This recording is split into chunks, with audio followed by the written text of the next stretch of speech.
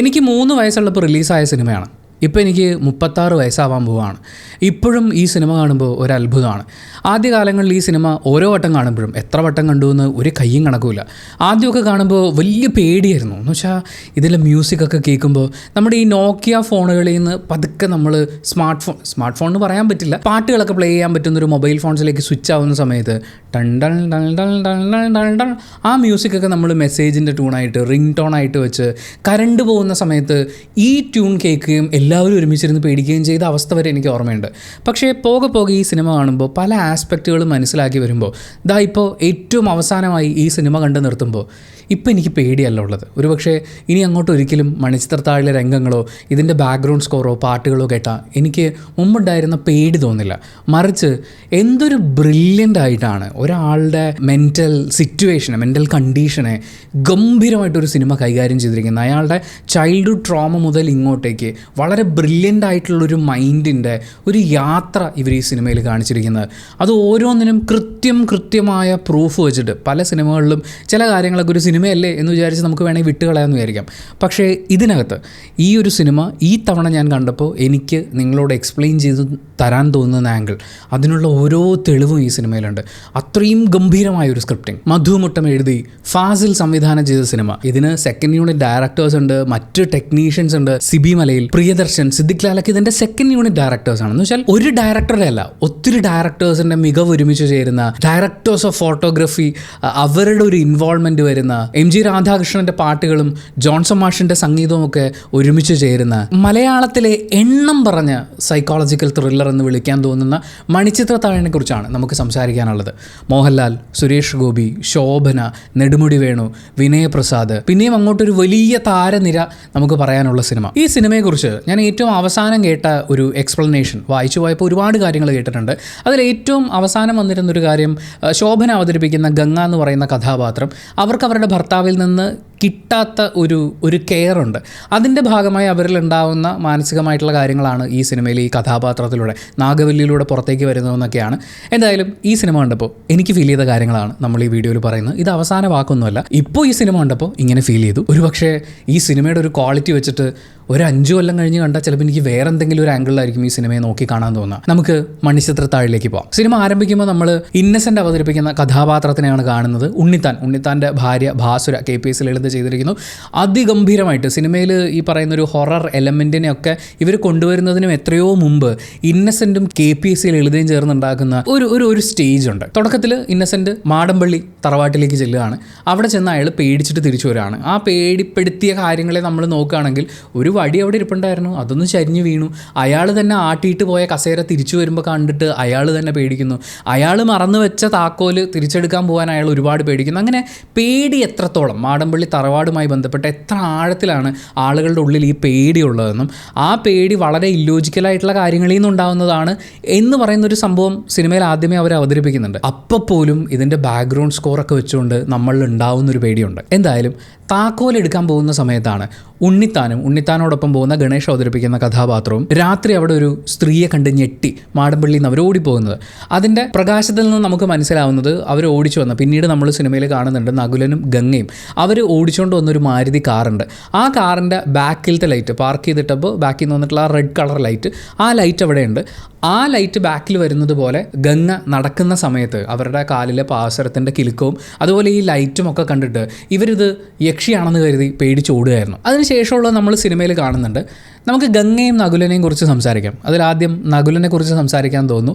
നകുലൻ്റെ അമ്മ കൽക്കത്തയിലാണ്. മിക്കവാറും അയാളുടെ അച്ഛനും അമ്മയും ഒക്കെ ആയിട്ട് കൽക്കത്തയിൽ ജനിച്ചു വളർന്ന ഒരാളായിരിക്കണം. കാരണം നാട്ടിലുള്ള പല കാര്യങ്ങളെക്കുറിച്ച്, വിശ്വാസങ്ങളെക്കുറിച്ച് സംസാരിക്കുമ്പോൾ, അവിടുത്തെ പേടികളെക്കുറിച്ച് സംസാരിക്കുമ്പോൾ നകുലൻ ഒരിക്കൽ പോലും ഇതൊരു പ്രേതമാണെന്നോ ഭൂതമാണെന്നോ എന്ന് പറയുന്ന പേടിയേ ഇല്ല. അയാൾ ഇതിനെ മുഴുവൻ നോക്കിക്കാണുന്നത് വളരെ ലോജിക്കലായിട്ടാണ്, ഒരു സയൻറ്റിഫിക് ആംഗിളിലാണ്. ഇതൊരു സൈക്കോളജിക്കൽ ഇഷ്യൂ ആണ്, നമ്മളിതിനെ അങ്ങനെയാണ് ഡീൽ ചെയ്യേണ്ടതെന്നുള്ള ഒരു വിശ്വാസം അയാൾക്കുണ്ട്. ചെറുപ്പം മുതലേ ഈ ഭൂതപ്രേത കഥകളൊക്കെ കേട്ട് വളരുന്ന ആളുകളുടെ ഉള്ളിലാണ് ഈ പേടി ഉണ്ടാവുക. അയാൾ മിക്കവാറും അയാളുടെ അച്ഛനും അമ്മയ്ക്കുമൊപ്പം കൊൽക്കത്തയിലായിരിക്കും വളർന്നിട്ടുണ്ടാവുക. അയാളുടെ അമ്മയെ നമ്മൾ കാണുന്നില്ല. ശാരദ എന്ന് പറയുന്ന കഥാപാത്രം അവർ കൊൽക്കത്തയിൽ തന്നെയാണുള്ളത്. എന്തായാലും സുരേഷ് ഗോപി അവതരിപ്പിക്കുന്ന ഈ നകുലൻ എന്ന് പറയുന്ന കഥാപാത്രവുമായിട്ട് ശ്രീദേവിയെ മുമ്പ് വിവാഹം ആലോചിച്ചിട്ടുണ്ടായിരുന്നു. വിനയപ്രസാദാണ് ശ്രീദേവി എന്ന് പറയുന്ന കഥാപാത്രത്തിനെ അവതരിപ്പിക്കുന്നത്. നെടുമുടി വേണു അവതരിപ്പിക്കുന്ന തമ്പി അമ്മാവൻ പുള്ളിയുടെ മകളാണ് ശ്രീദേവി. പക്ഷേ ശ്രീദേവിക്ക് ചൊവ്വാദോഷം ഉണ്ടായിരുന്നു. ഇവരുടെ രണ്ടുപേരുടെയും ജാതകം നന്നായി ചേരുമെങ്കിലും ശാരദേച്ചിക്ക് താല്പര്യമില്ലായിരുന്നു. സുരേഷ് ഗോപിയുടെ അമ്മ കഥാപാത്രത്തിന് താല്പര്യമില്ലായിരുന്നു ഇവരെ തമ്മിൽ കല്യാണം കഴിപ്പിക്കാൻ. ആ വാശിക്കാണ് നകുലൻ്റെ കല്യാണം കഴിഞ്ഞ അതേ ദിവസം തന്നെ ചൊവ്വാദോഷമുണ്ട് എന്നുള്ള കാര്യം മറച്ചു വെച്ച് ശ്രീദേവിയെ മറ്റൊരാളെ കൊണ്ട് വിവാഹം കഴിപ്പിക്കുന്നത്. പക്ഷേ ഈ ചൊവ്വാദോഷം എന്ന് പറയുന്ന ഫാക്ടറിനെ പോലും ഈ സിനിമയുടെ ഏറ്റവും വലിയ ബ്യൂട്ടി ഇരിക്കുന്നത് അവിടെയാണ്. ഈ പറയുന്ന ഒരു അന്ധവിശ്വാസത്തിനെയും സിനിമ ഒരു സ്ഥലത്ത് പോലും പ്രോത്സാഹിപ്പിക്കുന്നില്ല. കാരണം ചൊവ്വാദോഷം കൊണ്ട് ഭർത്താവ് മരിച്ചപ്പോൾ വീട്ടിൽ വന്ന് നിൽക്കുക അല്ല ശ്രീദേവിക്ക് സംഭവിക്കുന്നത്. ചൊവ്വാദോഷമുണ്ടെന്ന് അറിഞ്ഞ് ഭർത്താവ് തിരിച്ചു കൊണ്ടുവന്നാക്കി. അപ്പം മുതൽ പുറത്തിറങ്ങാതിരിക്കുകയായിരുന്നു. പക്ഷേ ഗംഗയും നകുലനും തിരിച്ച് നാട്ടിലേക്ക് വന്നപ്പോഴാണ് ശ്രീദേവി ഒന്ന് പുറത്തിറങ്ങുകയും ആക്റ്റീവ് ആകുകയും ചെയ്യുന്നത്. നകുലനെ നമ്മൾ നോക്കുകയാണെങ്കിൽ അയാൾ കുറേയും കൂടി കരിയർ ഫോക്കസ്ഡ് ആയിട്ടുള്ള ആളാണ്. അയാളെ നമ്മൾ കാണുമ്പോഴൊക്കെ അയാൾ ജോലിയുടെ ഭാഗമായിട്ട് നാട്ടിലേക്ക് വരുന്നു. ജോലി തിരക്കുകളിലാണ് മുഴുവനുള്ളത്. അവർ ഭാര്യയും ഭർത്താവും രാത്രി കിടക്കുന്നതിന് മുമ്പ് പോലും, ഈവൻ ഗംഗ ഉറങ്ങാൻ പോകുന്നതിന് മുമ്പ് പോലും പറയുന്നത് കിടക്കുന്നതിന് മുമ്പ് ഒന്ന് വിളിച്ചേക്കണേ നകുലേട്ടാ, ഞാൻ ഉറങ്ങിപ്പോകുന്നതാണ്. അയാൾ അപ്പോഴും അയാളുടെ ജോലിയിൽ വ്യാപൃതനാണ്. എന്നാൽ അതേസമയം വളരെ ടോക്സിക് ആയിട്ടുള്ള, സ്നേഹിക്കാൻ അറിയാത്ത ഒരാളൊന്നുമല്ല. അയാൾക്ക് ഗംഗയെ വളരെ ഇഷ്ടമാണ്. ഗംഗയുടെ എല്ലാ തരം സ്വാതന്ത്ര്യങ്ങളെയും അയാൾ ഒരു തരത്തിലും ബ്ലോക്ക് ചെയ്യാൻ ശ്രമിക്കുന്നില്ല. ആ മുറി തുറക്കണം, ഇവിടെ ആരും സമ്മതിക്കുന്നില്ല, താൻ പോയി തുറക്കടോ എന്ന് പറയുന്ന അത്രയും സപ്പോർട്ടീവായിട്ട് കൂടെ നിൽക്കാൻ അയാൾക്ക് പറ്റുന്നുണ്ട്. അപ്പോൾ പോലും അയാൾ കുറേയും കൂടി അയാളുടെ വർക്കിൽ, അയാളുടെ കരിയറിൽ ഫോക്കസ്ഡ് ആയിട്ടുള്ള ഒരാളാണ്. ഇനി നമുക്ക് ഗംഗയിലേക്ക് വരാം. ഗംഗ മാടമ്പള്ളി തറവാട്ടിൽ എത്തുമ്പോഴാണ് ആക്ച്വലി സിനിമയിൽ നമ്മൾ ഗംഗയെ കണ്ടു തുടങ്ങുന്നത്. അതിനു മുമ്പ് നമ്മുടെ മോഹൻലാലിൻ്റെ ഡോക്ടർ സണ്ണി എന്ന് പറയുന്ന കഥാപാത്രം കണ്ടെത്തുന്ന ഗംഗയിൽ നിന്ന് നമുക്ക് തുടങ്ങാം. ഏവൂർ എന്ന് പറയുന്ന ഗ്രാമത്തിലാണ് ഗംഗ വളർന്നത്. അവളുടെ അച്ഛനും അമ്മയും അവർ വലിയ ഉദ്യോഗം അന്വേഷിച്ച് കൽക്കത്തയിലേക്ക് പോയ ആളുകളാണ്. അവർ 3 വയസ്സുള്ള ഗംഗയെ അവരുടെ മുത്തശ്ശിയുടെ മടിയിലേക്ക് എറിഞ്ഞു കൊടുത്തിട്ട് എന്നുള്ള പ്രയോഗമാണ് ഡോക്ടർ സണ്ണി നടത്തുന്നത്. നമ്മൾ പഴയകാല ഈ പുസ്തകങ്ങളൊക്കെ എടുത്തു നോക്കിയാൽ, അതായത് പല ഭാഗങ്ങളിലുള്ള തറവാടുകളെ ബേസ് ചെയ്ത് വന്നിട്ടുള്ള കഥകളൊക്കെ എടുത്തു നോക്കിയാൽ ഒന്നെങ്കിൽ സിലോണിലേക്ക് അല്ലെങ്കിൽ കൊൽക്കത്തയിലേക്ക് ജോലിക്ക് പോവുക, ഉന്നത ഉദ്യോഗം അവിടെ കണ്ടെത്തുക, സാമാന്യം വികസിക്കപ്പെട്ടിട്ടുള്ള ഒരു നഗരം എന്നുള്ള രീതിയിലായിരിക്കാം. എന്തായാലും ഗംഗയുടെ അച്ഛനും അമ്മയും അവരുടെ കരിയർ ബിൽഡ് ചെയ്യാൻ വേണ്ടിയിട്ട് കൽക്കത്തയിലേക്ക് പോയി. പക്ഷേ മകളെ കൂടെ കൊണ്ടുപോയാൽ അവരുടെ ജോലി തിരക്കുകൾക്കൊക്കെ ഒരു തടസ്സമാവും എന്നുള്ളതുകൊണ്ടായിരിക്കാം മുത്തശ്ശിയെ ഏൽപ്പിച്ചിട്ടാണ് അവർ പോയത്. പക്ഷേ അവളെ സംബന്ധിച്ച്, ഗംഗയെ സംബന്ധിച്ച് അതൊരു അബാൻഡൻ ഫീലാണ് ഉണ്ടാക്കുക. ആ ഒരു ഫീലിനെയാണ് ഡോക്ടർ സണ്ണി ഇവിടെ മുത്തശ്ശിയുടെ മടിയിലേക്ക് വലിച്ചെറിഞ്ഞിട്ട് എന്ന പ്രയോഗത്തിലൂടെ വ്യക്തമാക്കുന്നത്. അതിനുശേഷം കുഞ്ഞു ഗംഗ ഒരുപാട് ദിവസങ്ങൾ അവളുടെ അച്ഛനും അമ്മയും വരും എന്ന് കരുതി കാത്തിരിക്കുന്നുണ്ടായിരുന്നു. അതവളുടെ ലൈഫിൽ ത്രൂ ഔട്ട് നമുക്ക് കാണാൻ പറ്റും. ഈ മുതിർന്നതിന് ശേഷം മാടമ്പള്ളി തറവാട്ടിൽ എത്തിയതിനും ശേഷവും അവൾ ഈ ജനലുകൾ, വാതിലുകളുടെ ഒക്കെ അടുത്തിരിക്കുന്നതും ആരോ വരാനുണ്ട് എന്ന് പറയുന്ന ഒരു കാത്തിരിപ്പിലിരിക്കുന്നത് നമുക്ക് കാണാൻ പറ്റും. കുഞ്ഞുനാളിൽ അവൾ കാത്തിരുന്നത് അച്ഛനെയും അമ്മയും ആണെങ്കിൽ അവളുടെ ഉള്ളിലെ അവളുടെ സ്പേസിലേക്ക്, സ്നേഹത്തിൻ്റെ സ്പേസിലേക്ക് അവർ വന്ന് കയറും എന്നവൾ കാത്തിരുന്നെങ്കിൽ പിന്നീട് അവൾ കാത്തിരുന്നത് ഒരു പക്ഷേ നല്ലൊരു സൗഹൃദത്തിനായിരിക്കാം. അവളുടെ ഉള്ളിലുള്ള ഫീലിങ്സിനെ അതുപോലെ മനസ്സിലാക്കാനും റെസിപ്രൊക്കേറ്റ് ചെയ്യാനും പറ്റുന്ന ഒരു സുഹൃത്തിന് വേണ്ടിയായിരിക്കും അവൾ കാത്തിരുന്നിട്ടുണ്ടാവുക. എന്തായാലും അവളുടെ ഉള്ളിൽ ആ കാത്തിരിക്കുന്ന ജനാലകൾ ഇപ്പോഴും അടച്ചിട്ടില്ല, അത് തുറന്നിട്ടിരിക്കുകയാണ്. എന്തായാലും അങ്ങനെ 3 വയസ്സ് മുതൽ അവൾ അച്ഛനെയും അമ്മയൊക്കെ ഒരുപാട് കാത്തിരുന്നു. കരഞ്ഞ് ഉറങ്ങിപ്പോയിട്ടുണ്ടാവും. എന്നെ അവർക്ക് വേണ്ടേ, എൻ്റെ ലൈഫിൽ ഞാൻ ആഗ്രഹിക്കുന്ന, അർഹിക്കുന്ന ഹാപ്പിനെസ് ഇല്ലേ എന്നൊക്കെ കുഞ്ഞു ഗംഗ ആലോചിച്ചിട്ടുണ്ടാവും. എന്തായാലും പതിയെ അവൾ അവിടെ അഡാപ്റ്റ് ആവാൻ തുടങ്ങുന്നുണ്ട്. നമ്മൾ പാട്ട് സീനിലൊക്കെ കാണുന്നുണ്ട് ഗംഗ ഈ കാവിൽ വിളക്ക് കത്തിക്കുന്നതും മുത്തശ്ശിയുടെ അടുത്തിരിക്കുന്നതും മുത്തശ്ശിയുടെ മടിയിൽ കഥകൾ കേട്ട് ഉറങ്ങുന്നതും. ഡോക്ടർ സണ്ണിയുടെ കഥാപാത്രം പറയുന്നുണ്ട്, മുത്തശ്ശി കഥകൾ കേട്ട് മന്ത്രവാദത്തിൻ്റെ കടുംചായങ്ങളൊക്കെ കണ്ടു വളർന്ന ഒരു കുട്ടിക്കാലമാണ് ഗംഗയ്ക്കുള്ളത്. അങ്ങനെ കഥകൾ ഒരുപാട് മുത്തശ്ശിയിൽ നിന്ന് കേട്ട് വായന അവളുടെ ശീലത്തിൻ്റെ ഭാഗമായിട്ടുണ്ടാവാം. എന്തായാലും ഗംഗ അവളുടെ 10ാം ക്ലാസ്സിലേക്കൊക്കെ എത്തുമ്പോൾ വളരെ ബ്രില്യൻ്റ് ആയിട്ടുള്ള, എന്ന് വെച്ചാൽ അത്രയും ബ്രില്യൻ്റ് ആയിട്ടുള്ള ഒരു കുട്ടിയായിരുന്നു എന്നുള്ളത്. കാരണം അവരുടെ റാങ്ക് പ്രതീക്ഷയായിരുന്നു ഗംഗ എന്ന് പറയുന്നുണ്ട്. അങ്ങനെ പരീക്ഷയ്ക്ക് പ്രിപ്പയർ ചെയ്തുകൊണ്ടിരിക്കുമ്പോൾ അവൾ അവിടെ അഡാപ്റ്റായി, അവിടുത്തെ കാര്യങ്ങൾ അവളുടെ ജീവിതചര്യ ഒക്കെയായി മാറി. പ്രാർത്ഥിക്കുക, വിളക്ക്, കാവ്, മുത്തശ്ശി, വിശ്വാസങ്ങൾ, ആചാരങ്ങൾ, അങ്ങനെ അവൾ മുന്നോട്ട് പോയിക്കൊണ്ടിരിക്കുമ്പോഴാണ് അച്ഛനും അമ്മയും കൊൽക്കത്തയിൽ അവൾക്കൊരു വലിയ കോളേജിൽ അഡ്മിഷൻ ശരിയാക്കിയിട്ടുണ്ട്, തന്നെയും കൊണ്ട് പോകാൻ വരികയാണെന്നുള്ള കാര്യം അറിയുന്നത്. കുഞ്ഞു ഗംഗ പിടഞ്ഞുപോയി എന്നാണ് ഡോക്ടർ സണ്ണി പറയുന്നത്. ആക്ച്വലി അത് ഭയങ്കരമായൊരു ഷോക്കാണ്. നമ്മൾ കൾച്ചറൽ ഷോക്ക് എന്നൊക്കെ പറയില്ലേ, അത്രയും കാലം അവൾ ജീവിച്ചുകൊണ്ടിരുന്ന ചുറ്റുപാടിൽ നിന്ന് ഒരൊറ്റ ദിവസം അവളെ മാറ്റാൻ പോവാണ്. ഇതിൽ ഏറ്റവും പ്രധാനപ്പെട്ട ഒരു ഫാക്ടർ ഇരിക്കുന്നത്, നമുക്ക് വേണമെങ്കിൽ ചിന്തിക്കാം, അച്ഛനും അമ്മയല്ലേ വരുന്നത്, അച്ഛനും അമ്മയും അത്രയും കാത്തിരുന്നല്ലേ, ഇപ്പോൾ അവർ വരുമ്പോൾ അവൾ സന്തോഷിക്കുകയല്ലേ ചെയ്യേണ്ടത് എന്നൊക്കെ. പക്ഷേ അവളുടെ ആഗ്രഹം എന്താണ് എന്ന് ചോദിക്കാതെ, അവളോട് പെർമിഷൻ ചോദിക്കാതെ, അതായത് അവൾക്ക് യാതൊരു കൺട്രോളും ഇല്ലാത്ത ഒരു സിറ്റുവേഷനിൽ അവളെ ഉപേക്ഷിച്ച് പോയതുപോലെയാണ്. പിന്നീട് അവർ തമ്മിലുള്ള കോൺടാക്റ്റ് ആ കാലഘട്ടത്തിനെ പരിഗണിക്കുമ്പോൾ വല്ലപ്പോഴും ഒരിക്കൽ വരുന്ന കത്തോ ഒരു ഫോൺ കോളോ ഒക്കെ ആയിരിക്കും. അങ്ങനെ വളരെ ഡിറ്റാച്ച്ഡ് ആയിട്ട് നിൽക്കുന്ന ഈ അച്ഛനും അമ്മയും, പക്ഷേ അവരവരുടെ അവകാശം ഉപയോഗിച്ചുകൊണ്ട് ഒരു ദിവസം തന്നെ പിടിച്ചുകൊണ്ട് പോകാൻ വരികയാണ്. എന്നാൽ മോള് വരാൻ റെഡിയാണോ, മോൾക്ക് ഫ്യൂച്ചറിൽ എന്താണ് ആവശ്യം, ഞങ്ങൾ മോളുടെ അടുത്ത് വന്ന് കുറച്ച് ദിവസം നിൽക്കാം, എന്നിട്ട് നമുക്ക് ആലോചിച്ച് തീരുമാനിക്കാം. അങ്ങനെ അവളുടെ കൺട്രോളിൽ ഒരു കാര്യവും വിട്ടുകൊടുക്കാതെ പൂർണ്ണമായും ആ കൺട്രോൾ കവർന്നെടുക്കാനാണ് അച്ഛനും അമ്മയും വരുന്നതെന്നാണ് ഗംഗ ആ സിറ്റുവേഷനെ ഉൾക്കൊണ്ടിട്ടുണ്ടാവുക. ദിവസങ്ങളോളം അവൾ ഉറക്കമില്ലാതെ അലഞ്ഞു എന്ന് പറയുന്നുണ്ട്. ഉറക്കമില്ലാതെ അവൾ ആലോചിക്കുകയായിരിക്കും, എങ്ങനെയാണ് ഇത് എൻ്റെ ലൈഫ് ഇങ്ങനെയാണോ വേണ്ടത്, ഞാനാണോ ഇത് തീരുമാനിക്കുന്നത്, മറ്റൊരാളാണോ എന്ന് പറയുന്ന ഒരുപാട് കാര്യങ്ങൾ അവളെ എഫക്റ്റ് ചെയ്തിട്ടുണ്ടാവാം. ഞാൻ ഈ കൺട്രോൾ എന്നുള്ള വാക്ക് ഉപയോഗിക്കുന്നത് പിന്നീട് അങ്ങോട്ട് മാടമ്പള്ളിയിൽ ചെല്ലുമ്പോഴും നിങ്ങൾക്ക് ഇതിനോട് സിമിലർ ആയിട്ടുള്ള സിറ്റുവേഷൻസ് കണ്ടെത്താൻ പറ്റുമെന്നുള്ളതുകൊണ്ടാണ്. എന്തായാലും പരീക്ഷയുടെ അന്ന് ഉത്തരക്കടലാസുകൾ വലിച്ചെറിഞ്ഞൊരു ഭ്രാന്തിയെ പോലെ ഓടിയ ഗംഗയെ അവിടുത്തെ പ്രിൻസിപ്പൾ ഇന്നും ഓർക്കുന്നു എന്നാണ് ഡോക്ടർ സണ്ണി പറയുന്നത്. അവൾ എന്തിനാണ് ഉത്തരക്കടലാസുകൾ വലിച്ചെറിഞ്ഞിട്ടുണ്ടാവുക? അവൾക്ക് വേണമെങ്കിൽ അവളുടെ ഭ്രാന്തമായ ഒരു അവസ്ഥയിലേക്ക് അവൾ എത്തിപ്പെടുകയാണ് എങ്കിൽ അതിന് മുൻപേ തന്നെ ഒരു മന്ത്രവാദ കളം ഒരുക്കുകയും അവളുടെ അച്ഛനും അമ്മയും വന്ന് അവളെ കൂട്ടിക്കൊണ്ടുപോവുകയും ചെയ്യുമായിരുന്നില്ലേ. പക്ഷേ ഉത്തരക്കടലാസ് വരെ, അതായത് പരീക്ഷാ ഹാളിൽ കയറി ചോദ്യപേപ്പർ വാങ്ങിച്ച് ഉത്തരക്കടലാസുകളുടെ മുന്നിലിരിക്കുന്നത് വരെയും ഷി വാസ് തിങ്കിങ്, എൻ്റെ ലൈഫിലെ എൻ്റെ കൺട്രോളിനെ എടുത്തു മാറ്റി അവർ കൊണ്ടുപോകാൻ വരുമ്പോൾ ഞാൻ എങ്ങനെ ഇതിൽ നിന്ന് രക്ഷപ്പെടണം. സോ ഇത് വളരെ സിമ്പിളാണ്. അവൾ നല്ല മാർക്ക് വാങ്ങി പാസ്സായാൽ അവളെ മറ്റൊരു കോളേജിൽ, നഗരത്തിലുള്ളൊരു കോളേജിലേക്ക് മാറ്റി അഡ്മിഷൻ എടുപ്പിക്കും. പരീക്ഷ എഴുതിയിട്ടില്ലെങ്കിൽ ജയിക്കുന്നില്ലല്ലോ. അപ്പോൾ എന്നെ അവർക്ക് മറ്റൊരു നഗരത്തിലേക്ക് കൊണ്ടുപോകാനോ ആ കോളേജിൽ എന്നെ പഠിപ്പിക്കാനോ പറ്റില്ലല്ലോ. അങ്ങനെ അവരിൽ നിന്ന് രക്ഷപ്പെടാൻ വേണ്ടി അവളുടെ ഉപബോധ മനസ്സ് കണ്ടെത്തിയിട്ടുള്ളൊരു മാർഗ്ഗമായിരിക്കും പരീക്ഷ എഴുതാതിരിക്കുക എന്നുള്ളത്. എന്തായാലും അങ്ങനെ ഭ്രാന്തമായ ഒരു അവസ്ഥയിൽ റിയാക്ട് ചെയ്യുമ്പോൾ ആ മുത്തശ്ശിയുടെ ഒരു ശീലം വെച്ച്, ആ നാടിൻ്റെ ഒരു ശീലം വെച്ച് അവരൊരു മന്ത്രവാദ കളം ഒരുക്കി അവിടെ വെച്ച് ഇതിനൊരു പരിഹാരം കണ്ടെത്താം എന്ന് വിചാരിച്ചിട്ടുണ്ടാവാം. ആ മന്ത്രവാദ കളത്തിന് മുന്നിലേക്കാണ് ഗംഗയുടെ അച്ഛനും അമ്മയും വരുന്നത്. അവരവിടുന്ന് ഗംഗയെ ബലം പ്രയോഗിച്ച് കൊണ്ടുപോവുകയും കൊൽക്കത്തയിൽ വെച്ച് മരുന്നുകൾ കൊടുത്തൊരു സൈക്യാട്രിസ്റ്റിനെ കാണിച്ചിട്ടുണ്ടാവാം. അയാൾ എന്തെങ്കിലും മരുന്നുകൾ കൊടുത്തിരിക്കാം. എന്തായാലും അവിടുന്ന് ഉണർന്നെണീറ്റ ഗംഗ കൊൽക്കത്തയുടെ പുത്രിയായി എന്നാണ് ഡോക്ടർ സണ്ണി പറയുന്നത്. സോ ഒരു മന്ത്രവാദ കളത്തിന് മുന്നിൽ വെച്ചാണ് അവളുടെ ലൈഫിൻ്റെ കൺട്രോൾ അവളുടെ അച്ഛനും അമ്മയും ഏറ്റെടുക്കുന്നത്, അവളോട് പെർമിഷൻ ചോദിക്കാതെ. അങ്ങനെ അവൾ കൊൽക്കത്തയിൽ വന്നു. പഠിക്കാൻ മിടുക്കിയായതുകൊണ്ട് തീർച്ചയായും അവൾ മുന്നോട്ട് പഠിച്ചിട്ടുണ്ടാകും. എന്തായാലും ഒരു കാര്യം ഉറപ്പാണ്, ഗംഗ ആർക്കിയോളജിയാണ് പഠിക്കാൻ തിരഞ്ഞെടുത്തിട്ടുണ്ടാവുക. പുരാവസ്തു ഗവേഷണം എന്ന് പറഞ്ഞ് ഞാനും കുറേ ഉറക്കം വളച്ചതാ എന്ന് ഡോക്ടർ സണ്ണിയോട് ഒരു ആർഗ്യുമെൻറ്റിൻ്റെ ഇടയിൽ പറയുന്ന ഗംഗയെ നമ്മൾ കാണുന്നുണ്ട്.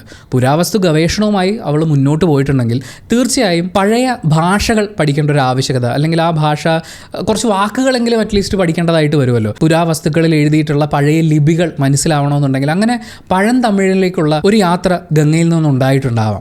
നാഗവല്ലിയായി മാറുന്ന സമയത്ത് അവൾ ഉപയോഗിക്കുന്ന വാക്കുകൾ പഴന്തമിഴാണ്. ആ തമിഴ് അവൾ പുരാവസ്തു ഗവേഷണത്തിൻ്റെ ഭാഗമായി പഠിച്ചതായിരിക്കാം. എന്തായാലും ഗവേഷണവും കാര്യങ്ങളായിട്ട് മുന്നോട്ട് പോകുന്നു. നകുലനുമായി വിവാഹം കഴിക്കുന്നു. നകുലൻ്റെ അമ്മ പറഞ്ഞിട്ട് നാട്ടിൽ മാടമ്പള്ളി തറവാടുണ്ട്, അവിടെ ഒരുപാട് അമൂല്യമായ വസ്തുക്കളുണ്ട്, മിക്കവാറും പുരാവസ്തു ഗവേഷണമാണ് മരുമോൾ പഠിച്ചതെന്ന് പറയുമ്പോൾ നീ നാട്ടിൽ പോയി കഴിഞ്ഞാൽ നമ്മുടെ നാട്ടിൽ ഒരുപാടുണ്ടേ, അവിടെ തറവാട്ടിൽ ഒരുപാട് അമൂല്യ വസ്തുക്കളുണ്ട് എന്നൊക്കെ നകുലൻ്റെ അമ്മ ഗംഗയോട് പറഞ്ഞിട്ടുണ്ടാവണം. അതുകൊണ്ട് തന്നെ ആയിരിക്കാം നകുലൻ ഒരു പ്ലാന്റിൻ്റെ വർക്കുമായി ബന്ധപ്പെട്ട് നാട്ടിലേക്ക് വരുമ്പോൾ ഗംഗ കൂടി അയാളോടൊപ്പം വന്നത്. മാത്രമല്ല ഇവർ ഉപയോഗിക്കുന്നൊരു വാക്കുണ്ട്, പുത്തൻ പെണ്ണ് എന്ന് പറയുന്നൊരു വാക്കാണ്. അതിൻ്റെ അർത്ഥം ഇവർ തമ്മിൽ കല്യാണം കഴിഞ്ഞിട്ട് വളരെ കുറച്ച് നാളുകളെ ആയിട്ടുണ്ടാവുള്ളൂ. അപ്പോൾ ഒരു ഹണിമൂൺ പാക്കേജ് എന്ന് പറയുന്നൊരു രീതിയിൽ കൂടി ആയിരിക്കാം നാട്ടിലേക്ക് പോവാം, അവിടെ തനിക്കും കൂടി ഇൻട്രസ്റ്റ് ഉള്ള കാര്യങ്ങൾ ഉണ്ടാവണോ എന്ന് പറഞ്ഞ് നകുലൻ ഒരുപക്ഷെ ക്ഷണിച്ചതോ ഗംഗയായിട്ട് അങ്ങോട്ട് സജസ്റ്റ് ചെയ്തതോ ഒക്കെ ആവാം. അങ്ങനെ ഗംഗയും നകുലനും മാടമ്പള്ളിയിലെത്തുകയാണ്. മാടമ്പള്ളിയിലെത്തുന്ന രാത്രി അവരവിടെ തങ്ങി. അന്ന് രാത്രിയാണ് ഉണ്ണിത്താനും അയാളുടെ സഹായം കൂടി മാടമ്പള്ളി തറവാട്ടിൽ വന്ന് ഗംഗയെ കണ്ട് പേടിച്ച് അലറി വിളിച്ച് ഓടിപ്പോയത്. ഒരു പക്ഷേ അലറി വിളിക്കുന്ന സമയത്ത് ഗംഗ അവരെ കണ്ടിട്ടുണ്ടാവാം. അതല്ലെങ്കിൽ പിറ്റേ ദിവസം തമ്പി, അതായത് നെടുമുടി വേണു അവതരിപ്പിക്കുന്ന കഥാപാത്രത്തിൻ്റെ വീട്ടിൽ അവർ ചെല്ലുന്ന സമയത്ത് തമ്പി നകുലനോട് സംസാരിക്കുമ്പോൾ ഇവർ ഓൾറെഡി അകത്താണല്ലോ, അപ്പോൾ കേട്ടിട്ടുണ്ടാവാം. എന്തായാലും ആദ്യ ദിവസം മുതൽ ഗംഗയുടെ കണ്ണിൽപ്പെടുന്ന ഏറ്റവും പ്രധാനപ്പെട്ട കാര്യം അവിടുത്തെ ഭയമാണ്. അതിൻ്റെ കൂടെ നമ്മൾ ഏറ്റവും അധികം ശ്രദ്ധിക്കേണ്ട ഒരു കാര്യം, ശോഭനയുടെ ആ ക്യാരക്ടറായിട്ട് അവർ നിൽക്കുന്ന സമയത്തെ നമ്മൾ എന്തുകൊണ്ട് അവർക്ക് ദേശീയ പുരസ്കാരം വരെ കിട്ടി എന്ന് പറയുമ്പോൾ, അല്ലെങ്കിൽ ഇന്നും ആ കഥാപാത്രത്തിനെ നമ്മൾ വാഴ്ത്തുന്നു എന്ന് പറയുന്നതിൻ്റെ ഒരു എക്സാമ്പിൾ എന്താണെന്ന് വെച്ചാൽ, ഗംഗ ഭയങ്കര ഒബ്സർവിങ് ആയിട്ടുള്ള ഒരാളാണ്. അതായത് ഒരാളൊരു കാര്യം പറയുമ്പോൾ പെട്ടെന്ന് അങ്ങോട്ടേക്ക് മുഖം ഷിഫ്റ്റ് ആവും, അവരുടെ എക്സ്പ്രഷൻസ്, ബോഡി ലാംഗ്വേജ് ഒക്കെ അതിഭീകരമായിട്ട് ശ്രദ്ധിക്കുന്ന ഗംഗയെ നമുക്ക് കാണാൻ പറ്റും. തമ്പി പറയുമ്പോൾ തമ്പി സംസാരിക്കുന്നത് എന്താണ്, ശ്രീദേവി വരുമ്പോൾ ബാക്കി എല്ലാവരും ശ്രദ്ധിക്കുന്നതിനേക്കാൾ വളരെ ഫാസ്റ്റായിട്ട് ഒബ്സർവേഷൻ അങ്ങോട്ട് പോയി ആളെ മുഴുവൻ ഒബ്സർവ് ചെയ്യുക എന്ന് പറയില്ലേ, അങ്ങനെ ആളുകൾ ഒബ്സർവ് ചെയ്യുന്ന ഗംഗയാണ് നമ്മൾ കാണുന്നത്. ആ ഗംഗയാണ് ഇവിടെ ഭയമാണ് എല്ലാം വർക്ക് ചെയ്യുന്നതെന്ന് പറയുന്ന ഒരു തുടക്കം ആ വീട്ടിൽ നിന്ന് കിട്ടുന്നത്. അതിനുശേഷം ഇവർ ഈ ഫാമിലി മെമ്പേഴ്സ് എല്ലാവരും കൂടി മാടമ്പള്ളിയിലേക്ക് ചെല്ലുകയാണ്. മാടമ്പള്ളിയിൽ ചെന്ന് ഗംഗ മുകളിലേക്ക് കയറി പോകുന്നു. അവരവരുടെ രീതിയിൽ മാടമ്പള്ളി തറവാടൊക്കെ ഒന്ന് ചുറ്റി കാണാൻ വേണ്ടി. ബാക്കിയുള്ളവർ മറ്റ് പല വഴിക്കും പോകുന്നു. അവിടെ വെച്ച് ഗണേശൻ അവതരിപ്പിക്കുന്ന കഥാപാത്രം ഗംഗയെ കണ്ട് പേടിച്ച് അലറി വീഴുന്നുണ്ട്. ദാസപ്പൻ അലറി ഇങ്ങനെ വീഴുന്ന സമയത്ത് ഗംഗ പൊട്ടിച്ചിരിക്കുകയാണ്. പൊട്ടിച്ചിരിച്ച് അതൊരു ചിരിക്കുന്ന മൊമെൻ്റായി നിൽക്കുമ്പോൾ പോലും ഗംഗയുടെ മനസ്സ് ഐഡൻറ്റിഫൈ ചെയ്യുന്നൊരു കാര്യം, ഇവിടെ ഭയത്തിൻ്റെ പേരിൽ ആളുകൾ ഒരുപാട് കാര്യങ്ങളിൽ നിന്ന് മാറി നിൽക്കുമായിരിക്കും, നമുക്ക് പല ആളുകളെയും കൺട്രോൾ ചെയ്യാൻ സാധ്യതയുണ്ട് എന്ന് പറയുന്ന കുറച്ച് കാര്യങ്ങൾ അവരുടെ ഉള്ളിലേക്ക് വരുന്നുണ്ടാവും. അന്നേരം ഒന്നും തീരുമാനിച്ചിട്ടാവില്ല, പതിയെ അവർ തിരിച്ചറിയുന്നുണ്ട്. അതിനുശേഷം മാടമ്പള്ളി തറവാട്ടിൽ ഗംഗയും നകുലനും താമസിച്ച് തുടങ്ങി എന്നുള്ളത് കാണിക്കാൻ വേണ്ടി അവർ പ്ലേസ് ചെയ്തിട്ടുള്ള ഒരു ഷോട്ടുണ്ട്. ആ ഷോട്ടിൻ്റെ പ്രത്യേകത, മാടമ്പള്ളി തറവാട്ടിൽ ഒരു വിളക്കിൽ തിരി കത്തിക്കുന്ന ഗംഗയാണത്. ഇതേ ആംഗിളിൽ തന്നെയാണ് കൊച്ചു ഗംഗ അവിടെ കാവിൽ വിളക്ക് കത്തിക്കുന്ന ഒരു ഷോട്ട് നമ്മൾ കാണുന്നത്. ഗംഗയെ സംബന്ധിച്ച് ഏവൂർ എന്ന് പറയുന്ന ഗ്രാമത്തിൽ നിന്ന് അവൾ എന്ന് കൊൽക്കത്തയിലേക്ക് പോയോ അപ്പോൾ മുതൽ അവൾ കൊൽക്കത്തയുടെ മകളാണ്. നാട്ടിൽ സംഭവിച്ച കാര്യങ്ങളിൽ നിന്നൊക്കെ അവൾ വിട്ടു, അല്ലെങ്കിൽ ആ മെമ്മറീസിലേക്കൊക്കെ പോകുന്നതിന് പകരം അവൾ പുതിയ ജീവിതവുമായിട്ട് അഡാപ്റ്റ് ആവുമായിരുന്നു. പക്ഷേ അവളുടെ ഉള്ളിൽ ആ പറഞ്ഞ സിറ്റുവേഷൻസും അന്നത്തെ ജീവിത ശൈലിയും ആചാരങ്ങളും വിശ്വാസങ്ങളും ഒക്കെ കടന്നു വരാനുള്ളൊരു സാധ്യതയുണ്ട്. എന്തായാലും അവൾ അവിടെ വെച്ച് വിളക്ക് കത്തിക്കുന്നതാണ് നമ്മൾ ആദ്യം കാണുന്നത്. 5 തിരിയിട്ട ഒരു വിളക്ക്. അതിനുശേഷം കാവൂട്ട് എന്ന് പറയുന്ന മഹാദേവൻ എഴുതിയിട്ടുള്ള കവിതയാണ് അവൾ വായിക്കുന്നത്. ആ കവിതയിലെ വരികളും അവളുടെ ഉള്ളിലുള്ള തോന്നലുകളും, അതായത് കുട്ടിക്കാലം മുതൽ അവൾ ഉള്ളിൽ കൊണ്ടു നടക്കുന്ന തോന്നലുകളൊക്കെ വളരെ കൃത്യമായി അലൈൻ ചെയ്യപ്പെട്ടാണെന്ന് നമുക്ക് കാണാൻ പറ്റും. വരുവാനില്ല ആരും ഈ വിജനമാ മിൻവഴിക്കെന്ന് അയാളായി എഴുതി വച്ചിരിക്കുന്നതിനോട് അവൾക്ക് അത്രയും താതാത്മ്യം പ്രാപിക്കാൻ പറ്റുന്നുണ്ട്. വായന അവളുടെ ഒരു വലിയ ഹോബി ആയിരുന്നു എന്നുള്ളത്, അത്രയും പുസ്തകങ്ങൾ അതൊക്കെ വായിച്ചിട്ടുള്ള ഒരാളെന്നുള്ള നിലയ്ക്ക് നമ്മൾ നേരത്തെ പറഞ്ഞ പോലെ പുരാവസ്തു ഗവേഷക താല്പര്യമൊക്കെ ഉള്ളതുകൊണ്ടും കുട്ടിക്കാലം മുതൽ അമ്മുമ്മ പറഞ്ഞ ഈ പഴങ്കഥകൾ കേട്ടുള്ള ശീലങ്ങളുള്ളതുകൊണ്ടും പുസ്തകങ്ങളുടെ ലോകത്തേക്ക് അവൾ എത്തിപ്പെട്ടിട്ടുണ്ടാകും. അവിടെ ആയിരിക്കും അവളെ തന്നെ കണ്ടെത്തുന്നുണ്ടാവുക. കാര്യം കൊൽക്കത്ത പോലൊരു തിരക്കുള്ള നഗരത്തിലേക്ക് പെട്ടെന്ന് ചെന്ന് എത്തപ്പെടുമ്പോൾ ഇത്രയും ശാന്തമായ ഒരു ഗ്രാമപ്രദേശത്ത് നിന്ന് അങ്ങോട്ടേക്ക് പോകുന്ന ഒരാളെ സംബന്ധിച്ച് അയാൾക്ക് അയാളിലേക്ക് ഒതുങ്ങാൻ പറ്റുന്ന ഒരു സ്പേസ് ഈ വായനയാണ്. ആ വായനയുടെ ലോകത്ത് അവളുമായി ഏറ്റവും കണക്റ്റ് ആവുന്ന, നമ്മൾ റെസണേറ്റ് ചെയ്യാന്ന് പറയില്ലേ, അങ്ങനെ കണക്റ്റ് ആവുന്ന ഒരാൾ മഹാദേവനാണ് എന്ന് അയാളുടെ കവിതയെ അവൾ ഒരുപാട് വട്ടം ആവർത്തിച്ച് പാടി വായിക്കുന്നതിലൂടെ നമുക്ക് മനസ്സിലാക്കാൻ പറ്റും. അങ്ങനെ തൻ്റെ പുസ്തകങ്ങളൊക്കെ അടുക്കി വെച്ചുകൊണ്ടിരിക്കുന്ന ഗംഗയുടെ അടുത്തേക്കാണ് അല്ലി വരുന്നത്. കാവൂട്ട് എന്ന് പറയുന്ന പുസ്തകം അവൾ കാണുന്നു. മഹാദേവൻ അവളെ കോളേജിൽ പഠിപ്പിക്കുന്ന അധ്യാപകനാണെന്നും തന്നെ കല്യാണം ആലോചിച്ചിരിക്കുകയാണ് എന്നുള്ള കാര്യവും അവൾ ഗംഗയോട് പറയുന്നുണ്ട്. എൻ്റെ ഒരു വളരെ സ്പെഷ്യൽ ആയിട്ടുള്ള കാര്യം അവൾ ഗംഗയോട് അവതരിപ്പിക്കുന്നത് മഹാദേവൻ താമസിക്കുന്നത് നമ്മുടെ തൊട്ടപ്പുറത്തുള്ളൊരു വീട്ടിലാണ് എന്നുള്ള, ആ വീട് അതാണ് അല്ലെങ്കിൽ ആ ഡയറക്ഷനിലാണ് എന്ന് അല്ലി പറഞ്ഞതിന് ശേഷമുള്ള ഗംഗയുടെ ഒരു എക്സ്പ്രഷനുണ്ട്. കാര്യം അവളുമായിട്ട് ഏറ്റവും റെസണേറ്റ് ചെയ്യാൻ പറ്റുന്ന, അവൾ പാതി ചാരിയിട്ടിരിക്കുന്ന അവളുടെ ജനാലകളിലേക്ക് കടന്നു വരാൻ അവൾക്ക് കണക്ട് ചെയ്യാൻ പറ്റുന്ന ഒരാളായി കാണാൻ പറ്റുന്ന ഒരാൾ തൊട്ടടുത്തുണ്ട്. അവളെ ആ അക്ഷരങ്ങളുടെ ലോകത്ത് ഏറ്റവും സന്തോഷിപ്പിച്ചിരിക്കുന്ന ഒരാളാണ് കയ്യെത്തുന്ന ദൂരത്ത് അപ്പുറത്തുള്ളത്. അയാളോടുള്ള ആരാധനയും ഇഷ്ടവും ഒക്കെ കലർന്നിട്ടുള്ള ഒരു നോട്ടമാണ് നമുക്ക് അവിടെ കാണാൻ പറ്റുക. തുടർന്ന് അല്ലിയുമായിട്ട് സംസാരിക്കുമ്പോഴാണ് ഗംഗ പറയുന്നത്, എൻ്റെ പുസ്തകങ്ങൾ അടുക്കി വെക്കാൻ എനിക്കൊരു മുറി വേണം, പക്ഷേ സാധാരണ മുറിയൊന്നും പോരാ, ആ മാന്തോപ്പിലേക്ക് തുറക്കുന്ന ജനാലകളുള്ള മുറി വേണം എന്നാണ് പറയുന്നത്. ആ മാന്തോപ്പിലേക്ക് തുറക്കുന്ന ജനാലകളുള്ള മുറി എന്ന് പറയുന്നത് അത് മഹാദേവൻ താമസിക്കുന്ന വീട്ടിലേക്ക് വ്യൂ കിട്ടുന്നതാണ് എന്നുള്ളതുകൊണ്ട് തന്നെ ആയിരിക്കും വളരെ സ്പെസിഫിക്കായി അവളത് പറഞ്ഞിട്ടുണ്ടാവുക. ആൻഡ് ജനാലകൾ എന്ന് പറയുന്നത് ഗംഗയ്ക്ക് ഏറ്റവും കൂടുതൽ റിലേറ്റ് ചെയ്യാൻ പറ്റുന്നൊരു കാര്യവും കൂടിയാണ്. അങ്ങനെ അവർ തെക്കിനിയിലേക്ക് എത്തുകയാണ്. തെക്കിനി മുറി തുറക്കാൻ ശ്രമിക്കുന്ന സമയത്താണ് അങ്ങോട്ടേക്ക് നെടുമുടി വേണുവിൻ്റെ കഥാപാത്രം വരുന്നത്. അയാൾ ഗംഗയോട് പറയുന്ന ഡയലോഗ്, ഇതൊരു പഴയ തറവാടായതുകൊണ്ട് ഇവിടെ ചില വെച്ചാരാധനകളൊക്കെ ഉണ്ട്. ആ മുകളിലത്തെ നിലയിൽ തെക്കിനിയുടെ ഭാഗത്തേക്ക് അങ്ങനെ ഇങ്ങനെ ആരും പോകാറ് തന്നെയില്ല.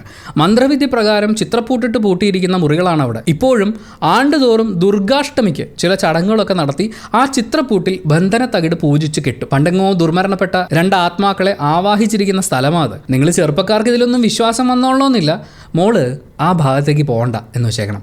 നമ്മളെന്തിനാ വെറുതെ ചത്തുപോയവരോട് വാശി പിടിക്കുന്നത്? ഇത് തമ്പി എന്ന് പറയുന്ന കഥാപാത്രം വളരെ സ്നേഹത്തോടുകൂടി സമാധാനത്തോടു കൂടിയാണ് പറയുന്നത്, മോൾ അങ്ങോട്ട് പോകണ്ടെന്ന് വെച്ചേക്കണം എന്നുള്ളത്. പക്ഷേ എത്ര സമാധാനത്തിൽ പറഞ്ഞാലും അരുത് എന്നുള്ളത് അരുതെന്ന് തന്നെയാണ്. ഇവിടെ ഗംഗയെ കൺട്രോൾ ചെയ്യുക, ഗംഗ അങ്ങോട്ട് പോകണോ വേണ്ടോ എന്നുള്ള കാര്യത്തിൽ തീരുമാനമെടുക്കുക എന്ന് പറയുന്ന കാര്യമാണ് ഈ അമ്മാവൻ തമ്പി ഇവിടെ ചെയ്തത്. ഈ സമയങ്ങളിലെല്ലാം ഗംഗയുടെ മുഖം നമ്മൾ നോക്കുകയാണെങ്കിൽ ആ പഴങ്കഥ അറിയാനുള്ളൊരു ക്യൂരിയോസിറ്റി ഉണ്ട്. ആ ക്യൂരിയോസിറ്റി തീർത്തു കൊടുക്കുന്നത് ഭാസുര എന്ന് പറയുന്ന KPS ലളിത അവതരിപ്പിക്കുന്ന കഥാപാത്രമാണ്. മലയാള ചലച്ചിത്ര ലോകത്ത് ഇത്രയും ഗംഭീരമായി കഥ പറയാൻ മറ്റാർക്കെങ്കിലും പറ്റുമോ എന്ന് നമുക്ക് വേണമെങ്കിൽ വെല്ലുവിളിക്കാൻ പറ്റുന്ന അത്രയും ഗംഭീരമായി കഥകൾ പറയാൻ പറ്റുന്ന ഒരാളാണ് KPS ലളിത. അവരതിമനോഹരമായി തന്നെ നാഗവല്ലിയുടെയും കാരണവരുടെയും കഥ നമ്മുടെ മുന്നിൽ സിനിമയിൽ അവതരിപ്പിക്കുന്നുണ്ട്. 150 വർഷം മുമ്പ് അന്ന് ഇവിടെ മൂപ്പ് ഭരിച്ചിരുന്ന പ്രതാപശാലിയായ ഒരു കാർന്നോരുണ്ടായിരുന്നു. ആ കാർന്നോര് തഞ്ചാവൂരിൽ നിന്നങ്ങാണ്ട് ഒരു നൃത്തക്കാരിയെ മേടറെ കൊണ്ടുവന്ന് താമസിപ്പിച്ചു. അതായത് തെക്കിനിയിലെ മേടയിൽ ഒരു അറയ്ക്കകത്ത് താമസിപ്പിച്ചു. നാഗവല്ലി എന്നായിരുന്നു ആ തമിഴത്തിയുടെ പേര്. തമിഴത്തി വേറെ ഒരാളുമായിട്ട് സ്നേഹത്തിലായിരുന്നു, രാമനാഥൻ എന്ന് പേരുള്ള ഒരു നൃത്തക്കാരനുമായിട്ട്. എന്തായാലും ഒരിക്കൽ നാഗവല്ലിയെ തിരക്കി അയാൾ ഇവിടെ വന്നു. നമ്മുടെ തെക്കിനിയുടെ തൊട്ടപ്പുറത്തുള്ള വീടാ പടിപ്പുരക്കിൽ. എന്തിനു പറയുന്നു, കാർന്നോരെങ്ങനെയോ ഈ രഹസ്യങ്ങളൊക്കെ അറിഞ്ഞു. അന്ന് അർദ്ധരാത്രി നാഗവല്ലിയെ കാർന്നോര് നമ്മുടെ തെക്കിനിയിലിട്ട് വെട്ടിക്കൊന്നു കളഞ്ഞു.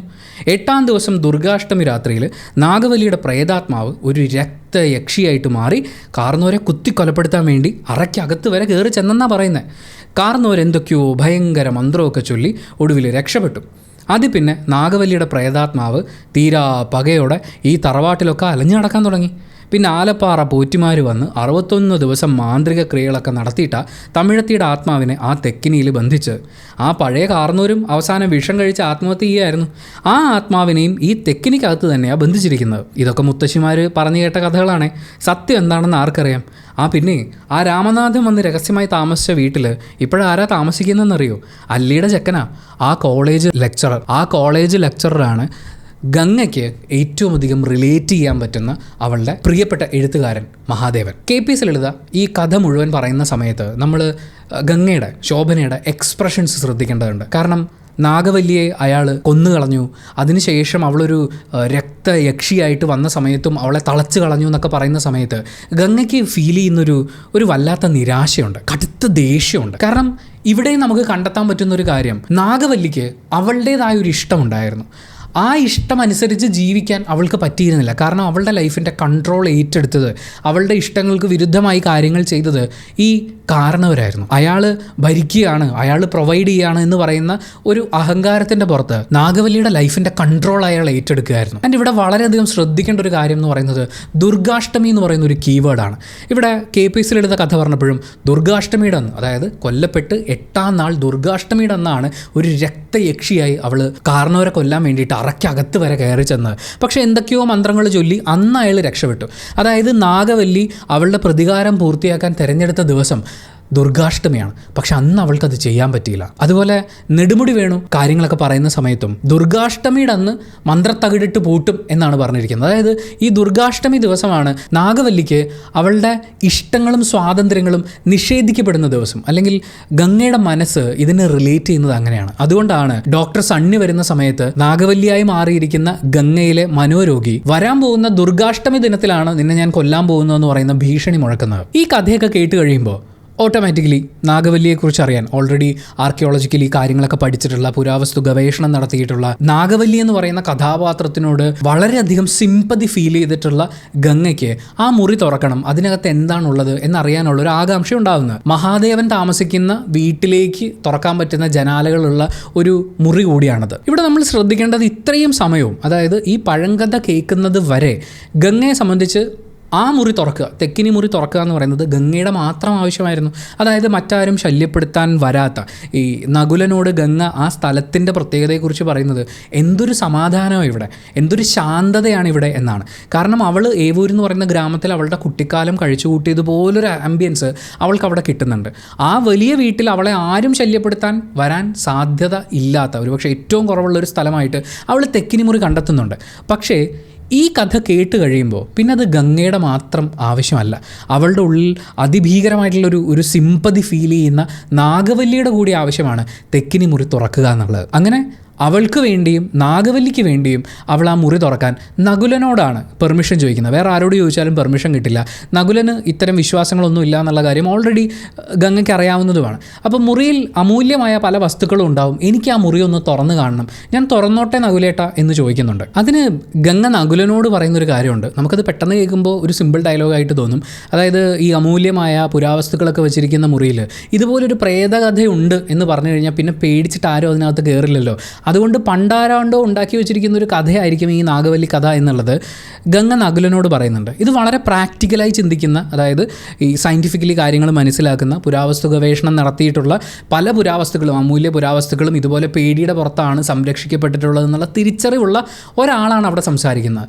ഈ ഡോക്ടർ സണ്ണി പറയുന്നുണ്ട്, നാഗവല്ലിയോട് തോന്നിയ സിമ്പതി പിന്നീട് എംപതിയായി മാറി എന്ന് പറയുന്ന ആ സിമ്പതി ടു എംപതി ജേണിയുടെ ആദ്യത്തെ സ്റ്റേജാണ് നമ്മൾ ഇവിടെ കാണുന്നത്.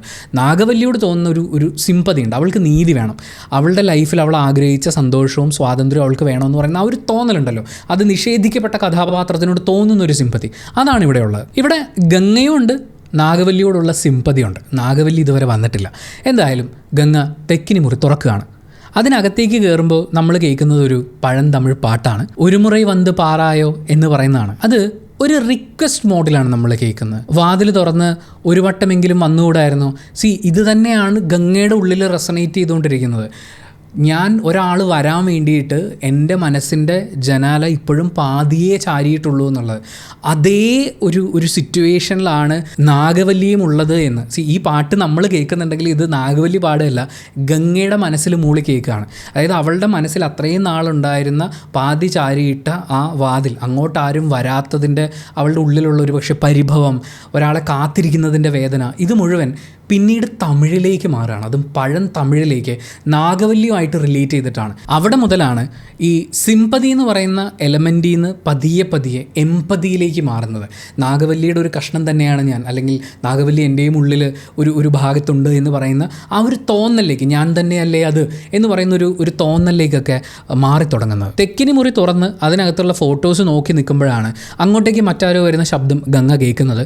ഗംഗ ഓടി താഴേക്ക് ചെല്ലുമ്പോൾ അത് ശ്രീദേവിയാണ്. ശ്രീദേവി അവിടെ വന്നത് ഈ മുറി തുറക്കാനുള്ള താക്കോല് ഗംഗ ഉണ്ടാക്കിച്ചു എന്നും ആ താക്കോൽ ഉണ്ടാക്കിയ പയ്യനും അത് കൊണ്ടുവന്ന ആൾക്കൊക്കെ പനി വന്നിരിക്കുകയാണ്, ദേഹത്ത് തടിച്ചു പൊങ്ങിയിട്ടുണ്ട് എന്ന് പറയുന്നൊരു കാര്യമൊക്കെ അറിയിക്കാനാണ് ശ്രീദേവി അവിടെ വന്നത്. ശ്രീദേവിയുടെ ആ ഒരു ഭയപ്പാടൊക്കെ കാണുന്ന സമയത്ത് ഗംഗ ചോദിക്കുന്നത്, സ്വന്തം വീട്ടിൽ ഒരു മുറി തുറക്കുന്നതിന് എന്തിനാ എത്ര ഭയപ്പെടുന്നത്? ചേച്ചി ഇതിലൊക്കെ വിശ്വസിക്കുന്നുണ്ടോ? ഇവിടെയൊക്കെ ഗംഗയെ സംബന്ധിച്ച് ഇതൊരു പഴങ്കഥയാണ്, പഴങ്കഥയിലെ കഥാപാത്രങ്ങൾ അത്രേ ഉണ്ടാവുള്ളൂ. പക്ഷേ ശ്രീദേവി ഈ ചോദ്യത്തിന് കൊടുക്കുന്ന മറുപടി എങ്ങനെ വിശ്വസിക്കാതിരിക്കും? ആ താക്കോല് പണിയിപ്പിച്ച കൊല്ലന് പനിച്ചു എന്ന് പറഞ്ഞ് ഇവർക്ക് അസുഖം വന്നു എന്ന് പറയുന്ന ഒരു കാര്യമാണ് ശ്രീദേവി പറയുന്നത്. അവിടെ ഗംഗയുടെ മുഖത്ത് വലിയ ഭാവമാറ്റം ഉണ്ടാകുന്നുണ്ട്. അപ്പോൾ ഇത് ശരിക്കുള്ളതാണോ എന്ന് പറയുന്ന ഒരു തോന്നൽ ഒരു പക്ഷേ അവിടെ മുതൽ ഗംഗയെ ഹോണ്ട് ചെയ്യാൻ തുടങ്ങിയിട്ടുണ്ടാകും. അതുപോലെ മറ്റൊരു കാര്യം കൂടി സംഭവിക്കുന്നുണ്ട്. ഇത് തുറക്കാൻ പാടില്ല എന്ന് പറയാൻ, അതായത് ഗംഗയെ കൺട്രോൾ ചെയ്യാൻ വേണ്ടി തന്നെയാണ് ശ്രീദേവിയുടെ കഥാപാത്രവും അങ്ങോട്ട് വന്നിട്ടുള്ളത്. അതുപോലെ തന്നെ ഞങ്ങൾ ഇങ്ങോട്ട് താമസം മാറ്റുകയാണ്, ഞാനും ചന്തുവും ഇങ്ങോട്ട് താമസം മാറ്റുകയാണ് നിങ്ങളുടെ സുരക്ഷിതത്വത്തിന് വേണ്ടി എന്നുള്ള രീതിയിൽ. അവിടെയും ഗംഗയോ നകുലനോ ഇവരോട് ഇവിടെ വന്ന് താമസിക്കൂ ഞങ്ങളുടെ സുരക്ഷയ്ക്ക് വേണ്ടി എന്ന് പറഞ്ഞിട്ടില്ല. ഇവരിങ്ങോട്ട് കടന്നു വരികയാണ്, പെർമിഷൻ ചോദിക്കാതെ അല്ലെങ്കിൽ ഞങ്ങൾ ആവശ്യപ്പെടാതെ ഇടിച്ചു കയറി വരുന്ന ആളുകളാണ്. സ്വാഭാവികമായിട്ടും അവിടെ ഒരു ഫ്രിക്ഷൻ ഉണ്ടാവാനുള്ള സാധ്യതയുണ്ട്. അതിനുശേഷം നമ്മൾ സിനിമയിൽ കാണുന്നത് ഒരു ഹോമം നടക്കുന്നതാണ്. അതായത് തെക്കിനി മുറി ബന്ധിക്കാൻ വേണ്ടിയിട്ട് താഴെ ഹോമം നടക്കുകയാണ്. ഇതിനോട് പാരലായിട്ട് ഗംഗ ഈ തെക്കിനി മുറി മുഴുവൻ വൃത്തിയാക്കുന്നത് നമ്മളെ കാണിക്കുന്നുണ്ട്. ഒന്നിലധികം കോസ്റ്റ്യൂംസ് ആണ്, ചിലപ്പോൾ ക്ലീൻ ചെയ്തിട്ട് കുളിച്ചിട്ട് വന്ന് വീണ്ടും വന്നതായിരിക്കാം. അതല്ലെങ്കിൽ എനിക്ക് ഫീൽ ചെയ്യുന്നത് ഒന്നിലധികം ദിവസങ്ങളിലായിട്ട് അവൾ ആ മുറി മുഴുവൻ ക്ലീൻ ചെയ്ത് അത് അവളുടെ ഒരു സ്പേസ് ആയിട്ട് അവൾ എടുത്തുകൊണ്ടിരിക്കുകയാണ്. ഈ സമയത്താണ് തെക്കിനി മുറി ബന്ധിക്കാൻ വേണ്ടിയിട്ട് ഹോമം നടത്തി കുതിരവട്ടം പപ്പുവിൻ്റെ കാട്ടുപറമ്പൻ എന്ന് പറയുന്ന കഥാപാത്രവുമായിട്ട് നെടുമുടി വേണുവൊക്കെ അങ്ങോട്ടേക്ക് കയറി വരുന്നത്. ഇവിടെ ഗംഗയെ സംബന്ധിച്ച് അവൾ ഉണ്ടാക്കിയെടുത്ത അല്ലെങ്കിൽ അവൾ കണ്ടെടുത്ത അവൾക്ക് വളരെയധികം റിലേറ്റ് ചെയ്യാൻ പറ്റുന്നൊരു സ്പേസാണത്. ഈ സ്പേസ് പൂട്ടാൻ വേണ്ടിയിട്ടാണ് ഇവർ വരുന്നത്.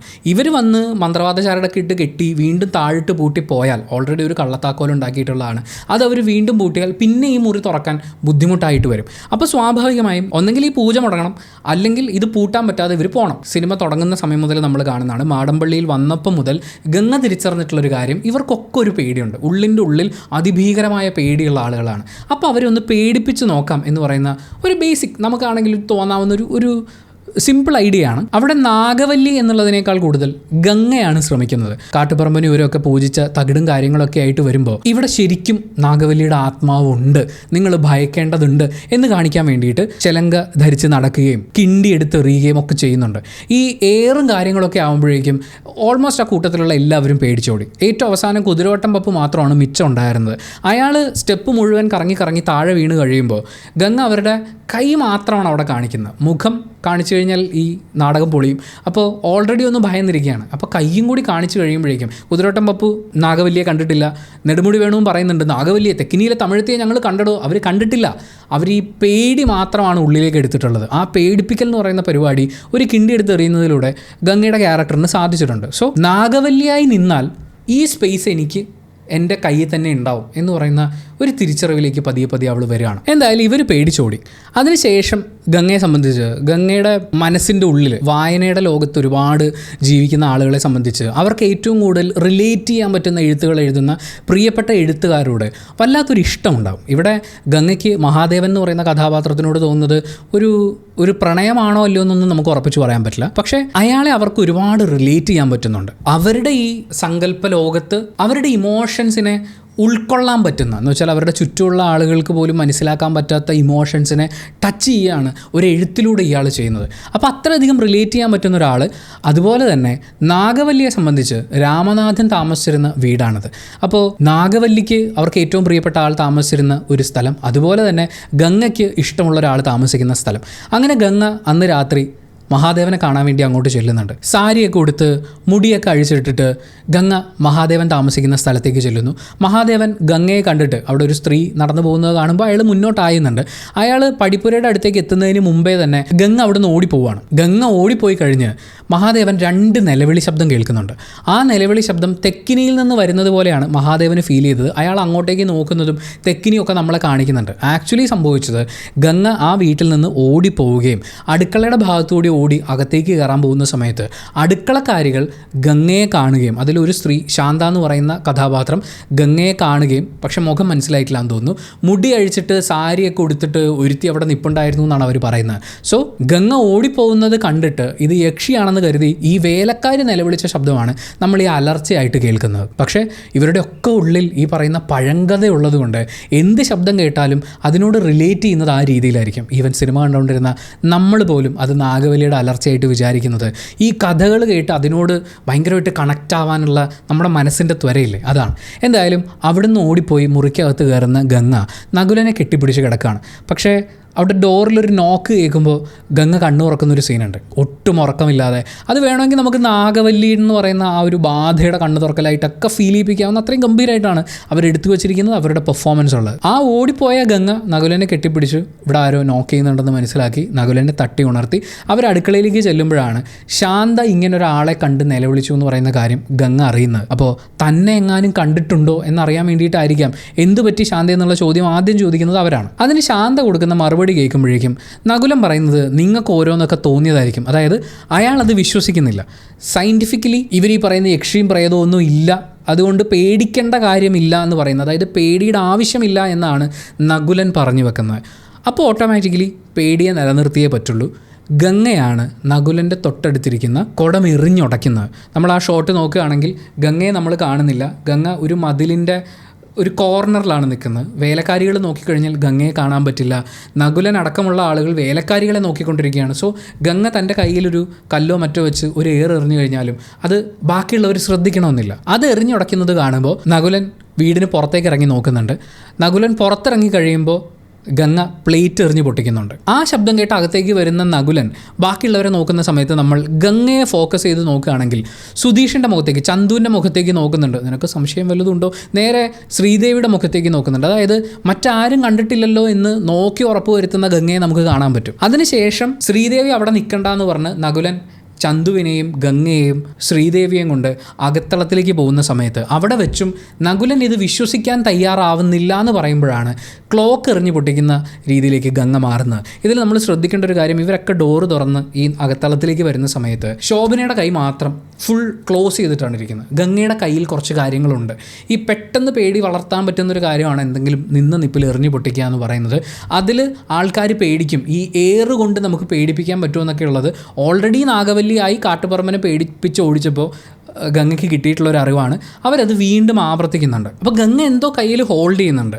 ആൻഡ് ഈ ക്ലോക്ക് എറിഞ്ഞ് പൊട്ടിച്ച് ഗംഗ ആദ്യം ചെയ്യുന്നത് നകുലനെ ചെന്ന് കെട്ടിപ്പിടിക്കുകയാണ്. ഞാനല്ല നകുലേട്ടാ, ഞാൻ ആകെ പേടിച്ചിരിക്കുകയാണെന്ന് പറയുന്ന ഒരു ഇമോഷൻ നകുലനോട് കമ്മ്യൂണിക്കേറ്റ് ചെയ്യാൻ വേണ്ടിയിട്ട് ഇത് എറിഞ്ഞ് പൊട്ടിച്ച ഉടനെ തന്നെ വാ പൊത്തുകയും അതിനുശേഷം നകുലനെ ചെന്ന് ഹഗ് ചെയ്യുകയും ചെയ്യുന്നു. ഇവർ അടുക്കളയിലേക്ക് ഓടിക്കയറുന്ന സമയത്ത് എന്താ ശാന്തയെ പറ്റിയെന്ന് പറയുന്ന ചോദ്യം ആദ്യം വെപ്രാളത്തോടെ ചോദിക്കുന്നത് ശോഭന അവതരിപ്പിക്കുന്ന കഥാപാത്രമാണ്. അപ്പോൾ അവർ പറയുന്നത് ഒരുത്തി മുടിയൊക്കെ അഴിച്ചിട്ട് ആ മുറിയിൽ ആ സമയത്ത് മുടി അഴിച്ചിട്ട് നിൽക്കുന്നത് ശോഭനയും കൂടിയാണ്. അപ്പോൾ സംശയം എന്നിലേക്ക് നീളരുത് എന്നുള്ള കാര്യം ഉറപ്പുവരുത്താൻ വേണ്ടിയാണ് ശോഭന നമ്മൾ ഈ പറയുന്ന കാര്യങ്ങളൊക്കെ ചെയ്യുന്നതും അവരുടെ എക്സ്പ്രഷൻസ് അങ്ങനെ മെയിൻറ്റെയിൻ ചെയ്യുന്നു. ഗംഗയ്ക്ക് നകുലനെയാണ് വിശ്വസിപ്പിക്കേണ്ടത്, ബാക്കി എല്ലാവരും പേടിച്ചോട്ടെ. പക്ഷേ ഇത് താനല്ല, തന്നിലേക്ക് ഒരു കാരണവശാലും ഈ സംശയം നീളരുത് എന്ന് ഗംഗയ്ക്ക് നിർബന്ധം ഉണ്ടായിരുന്നു. ഈ ഒരു സംഭവം കഴിയുമ്പോഴേക്കും നകുലന് ശ്രീദേവിയാണ് സംശയം വന്നു തുടങ്ങുന്നത്. കാരണം ഗംഗയ്ക്ക് ഇതിൻ്റെ ഒന്നും ആവശ്യമില്ലല്ലോ. അപ്പോൾ ശ്രീദേവിക്ക് എന്തോ മാനസിക കുഴപ്പമുണ്ട്, അവൾ ഇതൊക്കെ എന്തിനാ ഇങ്ങനെ ചെയ്യുന്നത് എന്ന് പറയുന്ന ഒരു ചിന്ത സ്വാഭാവികമായും നകുലൻ ഉണ്ടായിട്ടുണ്ട്. നകുലനിൽ ഇങ്ങനൊരു ചിന്ത ഉണ്ടായി എന്നുള്ളത് ഗംഗ തീർച്ചയായും തിരിച്ചറിഞ്ഞിട്ടുണ്ടാകും. അതിന് നമ്മൾ പറയുന്ന സിക്സ്ത് സെൻസിൻ്റെ ഒന്നും ആവശ്യമില്ലല്ലോ.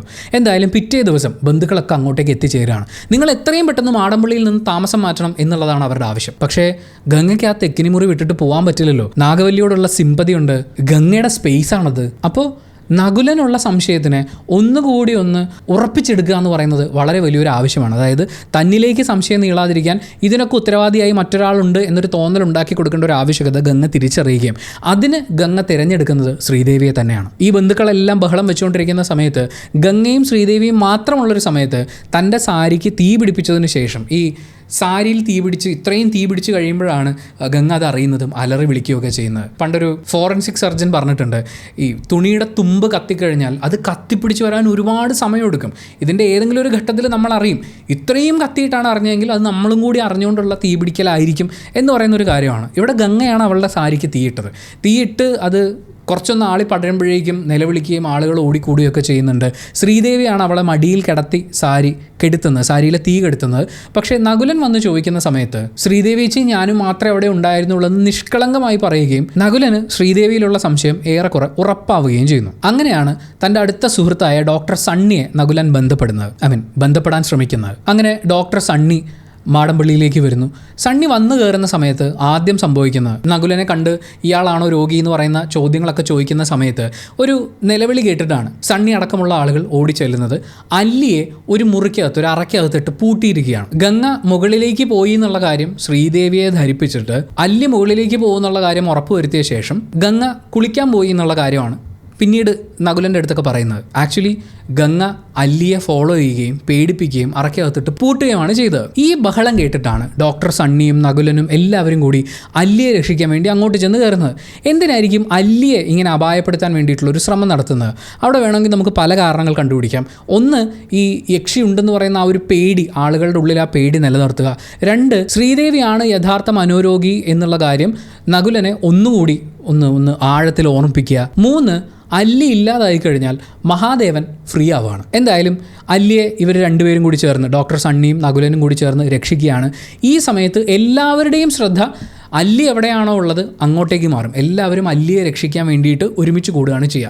ഈ സമയമാണ് ഗംഗ ഡോക്ടർ സണ്ണിയുടെ ബാഗ് കത്തിക്കാൻ വേണ്ടിയിട്ട് തിരഞ്ഞെടുക്കുന്നത്. കാരണം ബാക്കി എല്ലാവരെയും കിണ്ടി കൊണ്ടൊക്കെ എറിഞ്ഞപ്പോൾ അവർ ഓടിപ്പോയല്ലോ. അതേപോലെ ഈ ബാഗ് കത്തി നശിച്ചാൽ, വന്ന് കയറുമ്പോഴേ ഇത്രയും അനർത്ഥങ്ങളുള്ള സ്ഥലമാണ് എന്നറിഞ്ഞാൽ ഒരു പക്ഷേ ഡോക്ടർ സണ്ണി തിരികെ പോകാൻ, പേടിച്ച് തിരിച്ചു പോകാനുള്ളൊരു സാധ്യതയുണ്ട്. പക്ഷേ ഡോക്ടർ സണ്ണിയെ സംബന്ധിച്ച് ഭൂതവും പ്രേതവും പിശാചുമൊന്നുമില്ല, ഇവിടെ മനോരോഗികളാണുള്ളത് എന്നുള്ള കാര്യം അറിയാവുന്നതുകൊണ്ട് എൻ്റെ ബാഗ് കത്തിച്ചവൻ ആരാണെങ്കിലും അവനെ ഞാൻ ചിത്ര താഴിട്ട് പൂട്ടും എന്ന് പ്രതിജ്ഞ ചെയ്തുകൊണ്ട് സണ്ണി അവിടെ താമസിക്കാൻ തീരുമാനിക്കുകയാണ്. അതിൽ ഡോക്ടർ സണ്ണി ആദ്യം ചെയ്യുന്നത് രാത്രി ശ്രീദേവി ഉറങ്ങുന്ന മുറി ചെന്ന് നോക്കുക എന്നുള്ളതാണ്. അയാൾ അവിടെ ചെല്ലുമ്പോൾ കുറച്ച് തമാശയും കാര്യങ്ങളൊക്കെ നമ്മൾ കേൾക്കുന്നുണ്ടെങ്കിലും ഡോക്ടർ സണ്ണി ഉറപ്പുവരുത്തുന്നത് ശ്രീദേവി ആണോ മനോരോഗി എന്നുള്ളത് അറിയാൻ വേണ്ടിയിട്ടാണ്. കാരണം അല്ലി ആ മുറിയിൽ പെട്ടുപോയിട്ടുണ്ടെങ്കിൽ അവിടെ രണ്ടാളുകളെ കണക്റ്റഡ് ആയിട്ടുള്ളൂ. ഒന്നെങ്കിൽ ശ്രീദേവി നുണ പറഞ്ഞ് അല്ലിയെ അങ്ങോട്ട് അയച്ചു, അതല്ലെങ്കിൽ ഗംഗ ഇവിടെ ശ്രീദേവിയെയും അല്ലിയെയും മാനിപ്പുലേറ്റ് ചെയ്തു. ഇതിൽ ആരാണ് പ്രശ്നക്കാരെന്ന് കണ്ടെത്താൻ വളരെ എളുപ്പമാണ്, എലിമിനേറ്റ് ചെയ്താൽ മതി ഒരു സംശയത്തിന്. അങ്ങനെ ശ്രീദേവിയുടെ മുറി ചെന്ന് വിസിറ്റ് ചെയ്യുന്നു. അതിനുശേഷം അയാൾ ഹോളിലൊരു സ്ഥലത്ത് ഇരിക്കുകയാണ്. അങ്ങോട്ടേക്ക് കടന്നു വരുന്ന നകുലനും ഗംഗയും, നീ ഉറങ്ങുന്നില്ലേ, നിൻ്റെ മുറി കാണിച്ചു തരാം എന്നാണ് നകുലൻ പറയുന്നത്. അപ്പോൾ ഡോക്ടർ സണ്ണി പറയുന്നു, ഞാൻ എവിടെ കിടക്കുന്നു, എപ്പോൾ ഉറങ്ങുന്നു, ഇതൊന്നും നിങ്ങൾ അറിയേണ്ട കാര്യമില്ല. ആ സമയത്ത് ഗംഗ ചോദിക്കുന്നുണ്ട്, ശ്രീദേവിച്ചിക്ക് എങ്ങനെയുണ്ട്? നകുലൻ പറഞ്ഞ അത്ര പ്രശ്നമില്ല, സ്റ്റാർട്ടിംഗ് സ്റ്റേജാണ് എന്ന് വളരെ സിമ്പിളായിട്ട് ഡോക്ടർ സണ്ണി ഇത് പറയുമ്പോൾ ഗംഗയുടെ മുഖത്തൊരു ചെറിയ നിരാശ പടരുന്നത് നമുക്ക് കാണാൻ പറ്റും. എന്തായാലും ഡോക്ടർ സണ്ണി അവരോട് പറയുന്നത്, നിങ്ങൾ പോയി കിടന്നുറങ്ങിക്കോളൂ, ഇന്നിവിടെ ഒന്നും സംഭവിക്കില്ലെന്നാണ്. ഇത് ഗംഗയിലെ പതിയെ പതിയെ നാഗവല്ലിയിലേക്ക് മാറിക്കൊണ്ടിരിക്കുന്ന മനോരോഗിയെ സംബന്ധിച്ച് ഒരു ട്രിഗറിങ് സ്റ്റേറ്റ്മെൻ്റ് ആണ്. അതായത് ഇവിടുത്തെ കൺട്രോൾ എൻ്റെ കയ്യിലാണ്, ഇവിടെ ഇനി ഒന്നും സംഭവിക്കില്ല, നിങ്ങൾ ധൈര്യമായിട്ട് പോയി ഉറങ്ങിക്കോന്ന്. അതിനുശേഷം നകുലനും ഗംഗയും നടന്നു പോകുന്ന സമയത്ത് ശോഭനയുടെ ബോഡി ലാംഗ്വേജ് ശ്രദ്ധിക്കണം. അവർ നാഗവല്ലിയായിട്ടാണ്, രണ്ട് കൈയും പുറകെ കെട്ടി നാഗവല്ലിയായിട്ടാണ് നടന്നു പോകുന്നത്. അതൊരു ഗംഭീര പെർഫോമൻസ് മികവാണ്, അല്ലെങ്കിൽ ഡീറ്റെയിലിംഗ് ആണ്. അങ്ങനെ ഒന്ന് ഉറക്കം പിടിച്ച് വരുമ്പോഴേക്കും പഴന്തമിഴ് പാട്ട് കേട്ടിട്ട് ഡോക്ടർ സണ്ണി ഉറക്കം ഉണരുകയാണ്. അയാൾ അവിടെ നിന്ന് നേരെ പോകുന്നത് ശ്രീദേവിയുടെ മുറിയിലേക്കാണ്. ശ്രീദേവി ആണോ പാട്ട് പാടുന്നത്, ശ്രീദേവി മുറിയിൽ തന്നെയുണ്ടോ എന്നുള്ള കാര്യം ഉറപ്പിക്കാനാണ് അയാൾ അങ്ങോട്ട് ചെല്ലുന്നത്. ശ്രീദേവി കിടന്നുറങ്ങുന്നുണ്ട്. അവരുടെ ജനലുകൾ തുറന്നിട്ടിരിക്കുകയാണ്. സോ അവർക്കങ്ങനെ ഒളിച്ചു പോകാനൊന്നും പറ്റില്ല എന്ന് പറയുന്നൊരു യാഥാർത്ഥ്യം ഡോക്ടർ സണ്ണി മനസ്സിലാക്കുന്നു. അതിനുശേഷം തെക്കിനിയുടെ ഭാഗത്തേക്ക് ഡോക്ടർ സണ്ണി ചെന്ന് നോക്കുകയാണ്. അവിടെ ശബ്ദത്തിനെ ഫോളോ ചെയ്ത് പോയെങ്കിലും ഡോക്ടർ സണ്ണിക്ക് കാര്യമായിട്ടൊന്നും കിട്ടിയില്ല. കിണ്ടി കൊണ്ട് ഒരു എയറാണ് കിട്ടിയത്. ഈ എയറിൻ്റെ പ്രത്യേകത ഇതേ കാര്യം തന്നെയാണ് കാട്ടുപറമ്പനെ ഓടിക്കാൻ വേണ്ടിയിട്ട് ഗംഗ ഉപയോഗിച്ച ടെക്നിക്ക്. ഒരു സാധനം വെച്ച് എറിയുക, അപ്പോൾ ഇവിടുന്ന് വന്നു അയ്യോ എന്നൊക്കെ പറഞ്ഞിട്ട് പേടിച്ചോടുക. പക്ഷേ ഇവിടെയും ഡോക്ടർ സണ്ണി പേടിച്ചോടുക അല്ല ചെയ്യുന്നത്. അതിനുശേഷമാണ് അയാൾ ചന്തുവിനെ, സുധീഷ് അവതരിപ്പിക്കുന്ന കഥാപാത്രത്തിനെ കാണുന്നത്. കിണ്ടി കിണ്ടി എന്ന് പറയുന്ന ആ വിളിപ്പേരും കോമഡി സീനുകളും നമ്മൾ കാണുന്നു. എന്തായാലും പിറ്റേ ദിവസം ചായയുമായി വരുന്ന ഗംഗയോട് ഞാൻ ഇവിടെ ഒരു പാട്ട് കേട്ടു, ഡാൻസ് ഒക്കെ ആരോ കളിക്കുന്നുണ്ട്, പക്ഷേ എനിക്ക് ആർട്ടിസ്റ്റിനെ കാണാൻ പറ്റിയില്ല എന്നുള്ള കാര്യം സണ്ണി പറയുന്നുണ്ട്. അപ്പം സണ്ണി കണ്ടോ എന്നുള്ള കാര്യം ഗംഗ വളരെ ക്യൂരിയസ് ആയിട്ടാണ് ചോദിക്കുന്നത്. കാരണം കണ്ടിട്ടുണ്ടെങ്കിൽ അവിടെ വെച്ച് പരിപാടി പൊളിയുമല്ലോ. എന്തായാലും നമുക്ക് തെക്കിനി വരെ ഒന്ന് പോയി നോക്കാം എന്ന് പറഞ്ഞ് ഗംഗയും കൂട്ടി അയാൾ തെക്കിനിയിലേക്ക് ചെല്ലുകയാണ്. തെക്കിനി മുറിക്കകത്ത് കയറിയതിന് ശേഷം അയാൾ ആദ്യം കാണുന്ന അവിടുത്തെ കാരണവരുടെ ഫോട്ടോ, ഈ ഫോട്ടോ നോക്കിയിട്ട് അയാളെ പുച്ഛിക്കുന്ന സമയത്ത് ഗംഗ ഒരു രസമുള്ള ചിരിയാണ് ചിരിക്കുന്നത്. അതൊരു രസമുള്ള ചിരി, അയാളൊക്കെ കളിയാക്കേണ്ടതാണെന്ന് പറയുന്നൊരു തോന്നലിന്നായിരിക്കും. അതിനുശേഷം നാഗവല്ലിയെ കാണുന്ന സമയത്ത് നാഗവല്ലി അയാൾ ആദ്യം ഒന്ന് അപ്രിഷ്യേറ്റ് ചെയ്യുന്നുണ്ട്. അത് കഴിഞ്ഞ് രാമനാഥൻ്റെ അയാൾ താമസിച്ചിരുന്ന വീട് കാണിച്ചു കൊടുക്കുന്ന സമയത്ത് സണ്ണി നാഗവല്ലിയെക്കുറിച്ച് മോശമായിട്ട് സംസാരിക്കുന്നുണ്ട്.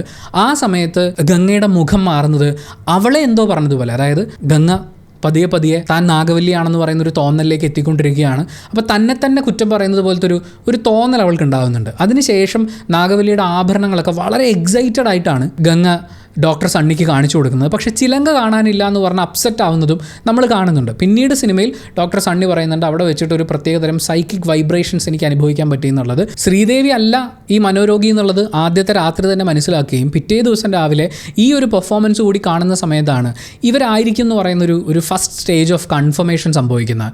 പക്ഷേ എന്തുകൊണ്ടായിരിക്കും ഇവരിൽ ഇങ്ങനൊരു തോന്നലുള്ളത്, അല്ലെങ്കിൽ ഇങ്ങനൊരു മനോരോഗത്തിന് സാധ്യത ഉണ്ടാകുന്നതെന്ന് തിരിച്ചറിയുക എന്നുള്ളതാണ് ട്രീറ്റ്മെൻറ്റിൻ്റെ അടുത്ത സ്റ്റേജ് എന്ന് പറയുന്നത്. അതിനുശേഷം ഗംഗയോട് അയ്യോ എൻ്റെ ചായ തണുത്തു പോകും എന്ന് പറഞ്ഞ് അവിടുന്ന് സ്കൂട്ടാവുന്ന ഡോക്ടർ സണ്ണിയാണ് നമ്മൾ കാണുന്നത്. അയാൾ ആ സിറ്റുവേഷനിൽ നിന്ന് മാറുക എന്ന് പറയുന്നതാണ്, അല്ലെങ്കിൽ ആ മൂഡിൽ നിന്ന് ഗംഗയെ മാറ്റിയെടുക്കുക എന്ന് പറയുന്നതാണ് അയാൾ ചെയ്യാൻ ശ്രമിച്ചൊരു കാര്യം. അവിടുന്ന് പുറത്തേക്ക് പോകുമ്പോഴാണ് ഈ ചിലങ്കയുടെ ശബ്ദം കേൾക്കുന്നതും അത് ചന്തുവിൻ്റെ പോക്കറ്റിൽ നിന്ന് കണ്ടെത്തുകയും ചെയ്യുന്നത്. ചന്തു പറയുന്നത് എനിക്കിത് ആ തളത്തിൽ നിന്ന് കിട്ടിയതാണ് എന്നുള്ളതാണ്. മിക്കവാറും രാത്രി നൃത്തം ചെയ്ത ശേഷം ഈ ചിലങ്ക അഴിച്ചു വെക്കാൻ മറന്നുപോയ ഗംഗ ഓടിപ്പോകുന്ന സമയത്ത് അത് തളത്തിൽ അഴിഞ്ഞു വീണ് പോയതായിരിക്കാം. എന്തായാലും ചന്തുവിൻ്റെ കയ്യിൽ നിന്ന് അയാൾ ആ ചിലങ്ക സ്വന്തമാക്കുന്നു. പിന്നീട് നകുലനെ ചെന്ന് കണ്ടിട്ട് നീ ശ്രീദേവിയുമായിട്ട് ഒന്ന് അമ്പലത്തിൽ പോകണം, ഗംഗയും കൂട്ടിക്കോളൂ, ശ്രീദേവിയും കൊണ്ട് ഒന്ന് അമ്പലത്തിൽ പോകണം, ഞാൻ കാണട്ടെ എന്നൊക്കെ പറഞ്ഞിട്ടാണ് സണ്ണി അവരെയും കൊണ്ട് അമ്പലത്തിൽ പോകുന്നത്. നകുലനും ശ്രീദേവിയും ഒരുമിച്ച് തൊഴുന്ന സമയത്ത് ഗംഗയെ മാറ്റി നിർത്തി നകുലനെയും ശ്രീദേവിയെയും കുറിച്ച് സംസാരിക്കുമ്പോൾ ഗംഗയ്ക്ക് അതൊരു ബുദ്ധിമുട്ടേ അല്ല എന്നുള്ള കാര്യം ഡോക്ടർ സണ്ണി മനസ്സിലാക്കുകയും, പക്ഷേ തെക്കിനിയിൽ എന്തൊക്കെയോ കാര്യങ്ങളുണ്ട് എന്ന് പറയുന്നൊരു സ്റ്റേറ്റ്മെൻറ്റ് പറയുമ്പോഴേക്കും ഗംഗ അതിൽ വളരെ ഹുക്കാവുന്നതും സണ്ണി ശ്രദ്ധിക്കുന്നുണ്ട്. പിന്നീട് അയാളുടെ പോക്കറ്റിൽ കിടന്ന ചിലങ്ക എടുത്തിട്ട് ഇത് നാഗവല്ലിയുടെ ചിലങ്കയല്ലെന്ന് വാദിക്കുകയും, അങ്ങനെ വാദിച്ച് ഗംഗ വളരെ സ്ട്രോങ് ആയി റിയാക്ട് ചെയ്യാൻ തുടങ്ങുന്ന സമയത്ത് ഡോക്ടർ സണ്ണി ഒന്ന് കൈയടിക്കുന്നുണ്ട്. ഇതേ കാര്യം നമ്മൾ ഇതിന് മുമ്പും കാണുന്നുണ്ട്. അത് മാത്രമല്ല ഗംഗ നകുലൻ്റെ മുമ്പിൽ വെച്ച് നാഗവല്ലിയായി മാറി തുടങ്ങുന്ന സമയത്ത് നിൻ്റെ ഉള്ളിലുള്ള സകല സ്നേഹവും വെച്ച് നീ അവളെ ഗംഗയെന്ന് വിളിക്കണം എന്ന് പറയുമ്പോൾ ആ ഗംഗയെന്നുള്ള വിളി കേൾക്കുന്ന സമയത്ത് ഇവർ ഷോക്കാവുന്നുണ്ട്. അതായത് ഒരു ക്യാരക്ടറിൽ നിന്ന് അടുത്തതിലേക്ക് സ്വിച്ച് ആയിക്കൊണ്ടിരിക്കുമ്പോൾ മനസ്സ് കൈവിട്ട് പോകുന്ന സമയത്ത് ആ സിറ്റുവേഷനിൽ നിന്ന് തിരിച്ചു കൊണ്ടുവരാൻ വേണ്ടിയിട്ടാണ് ഇയാൾ ഈ കൈയടിക്കുക എന്ന് പറയുന്ന, അല്ലെങ്കിൽ ഒരു സഡൻ സൗണ്ട് കൊടുക്കുക എന്ന് പറയുന്നൊരു കാര്യം ചെയ്യുന്നത്. എന്തായാലും ശ്രീദേവിയും നകുലനും തമ്മിലുള്ള ബന്ധമൊന്നും അല്ല ഗംഗയുടെ പ്രശ്നം എന്ന് മനസ്സിലാക്കി കഴിഞ്ഞ ഡോക്ടർ സണ്ണിക്ക് എന്താണ് ഗംഗയുടെ ആവശ്യം, ഇപ്പോഴത്തെ മാനസികാവസ്ഥ എന്താണ് എന്ന് കൃത്യമായി മനസ്സിലാക്കണമായിരുന്നു. ആ രോഗാവസ്ഥയിൽ എത്തി നിൽക്കുന്ന ഗംഗയുമായി കമ്മ്യൂണിക്കേറ്റ് ചെയ്യണമായിരുന്നു. അതിനയാൾ തിരഞ്ഞെടുക്കുന്നത് രാത്രി സമയം തന്നെയാണ്.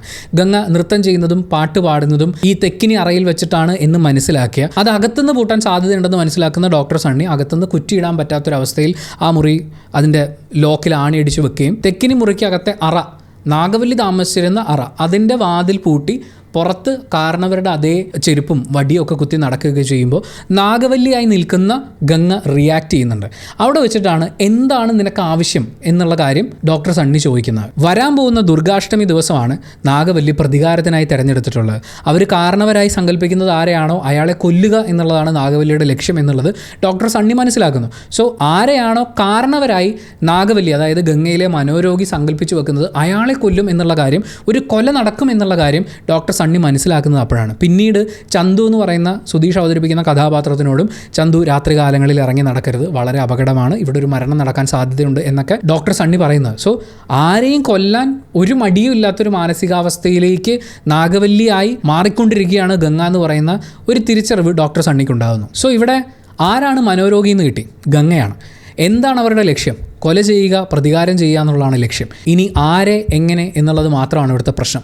ആ എങ്ങനെ എന്നുള്ള സാധ്യത എലിമിനേറ്റ് ചെയ്യാൻ വേണ്ടി ഇതിനിടയിൽ ഡോക്ടർ സണ്ണി ഗംഗയുടെ നാടായിട്ടുള്ള ഏവൂരേക്ക് സഞ്ചരിക്കുകയും അവിടെ വെച്ച് ഗംഗയുടെ പാസ്റ്റ് എന്താണെന്നുള്ളത് അറിയുകയും ചെയ്യുന്നുണ്ട്. അത് നമ്മൾ ഓൾറെഡി വീഡിയോയുടെ തുടക്കത്തിൽ പറഞ്ഞിട്ടുള്ളതാണ്. സോ ആ വീട്ടിൽ നടക്കാനിടയുള്ള കൊലപാതകത്തിൻ്റെ സാധ്യതകൾ എലിമിനേറ്റ് ചെയ്യാൻ വേണ്ടിയിട്ടാണ് ചന്തുവിനെയും കൂട്ടി അവിടെയുള്ള ആയുധങ്ങൾ എന്ന് വെച്ചാൽ മൂർച്ചയുള്ളതായിട്ടുള്ള എല്ലാ സാധനങ്ങളും അവരവിടുന്ന് പെറുക്കി മാറ്റാൻ ശ്രമിക്കുന്നത്. അങ്ങനെ അടുക്കളയിൽ ചെന്ന് അവിടുത്തെ പപ്പടം കുത്തി വരെ അവർ എടുത്തു മാറ്റുന്ന സമയത്താണ് ഒരു വിഷക്കുപ്പി ഡോക്ടർ സണ്ണിയുടെ കണ്ണിൽ പെടുന്നത്. അടുപ്പത്തേക്ക് നോക്കുമ്പോൾ ജസ്റ്റ് ഒരു ചായ ഇട്ട് കഴിഞ്ഞതേ ഉള്ളൂ എന്ന് പറയുന്ന ഒരു തിരിച്ചറിവ് അയാൾക്ക് ഉണ്ടാകുന്നു. അയാൾ ഓടുകയാണ് ആ ചായ ആർക്കാണ് കൊണ്ട് കൊടുക്കാൻ പോകുന്നത് എന്നുള്ളത്. അത് നകുലനാണ് കൊടുക്കാൻ പോകുന്നതെന്ന് മനസ്സിലാക്കി അയാൾ നകുലൻ്റെ കയ്യിൽ നിന്ന് ആ കപ്പ് തട്ടി താഴെ ഇടുകയാണ്. അതിൽ വിഷം ചേർത്തിട്ടുണ്ട് എന്നുള്ള കാര്യവും അവതരിപ്പിക്കുന്നുണ്ട്.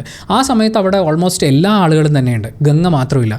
ഗംഗ ഒരുപാട് ദൂരെ നിന്ന് ഓടി വരികയാണ് ചെയ്യുന്നത്. അതായത് ഇതിനകത്ത് വിഷമുണ്ടായിരുന്നു എന്ന് ആരും വിളിച്ചു പറയുകയോ ഗംഗയെ അറിയിക്കുകയോ ചെയ്തിട്ടില്ല.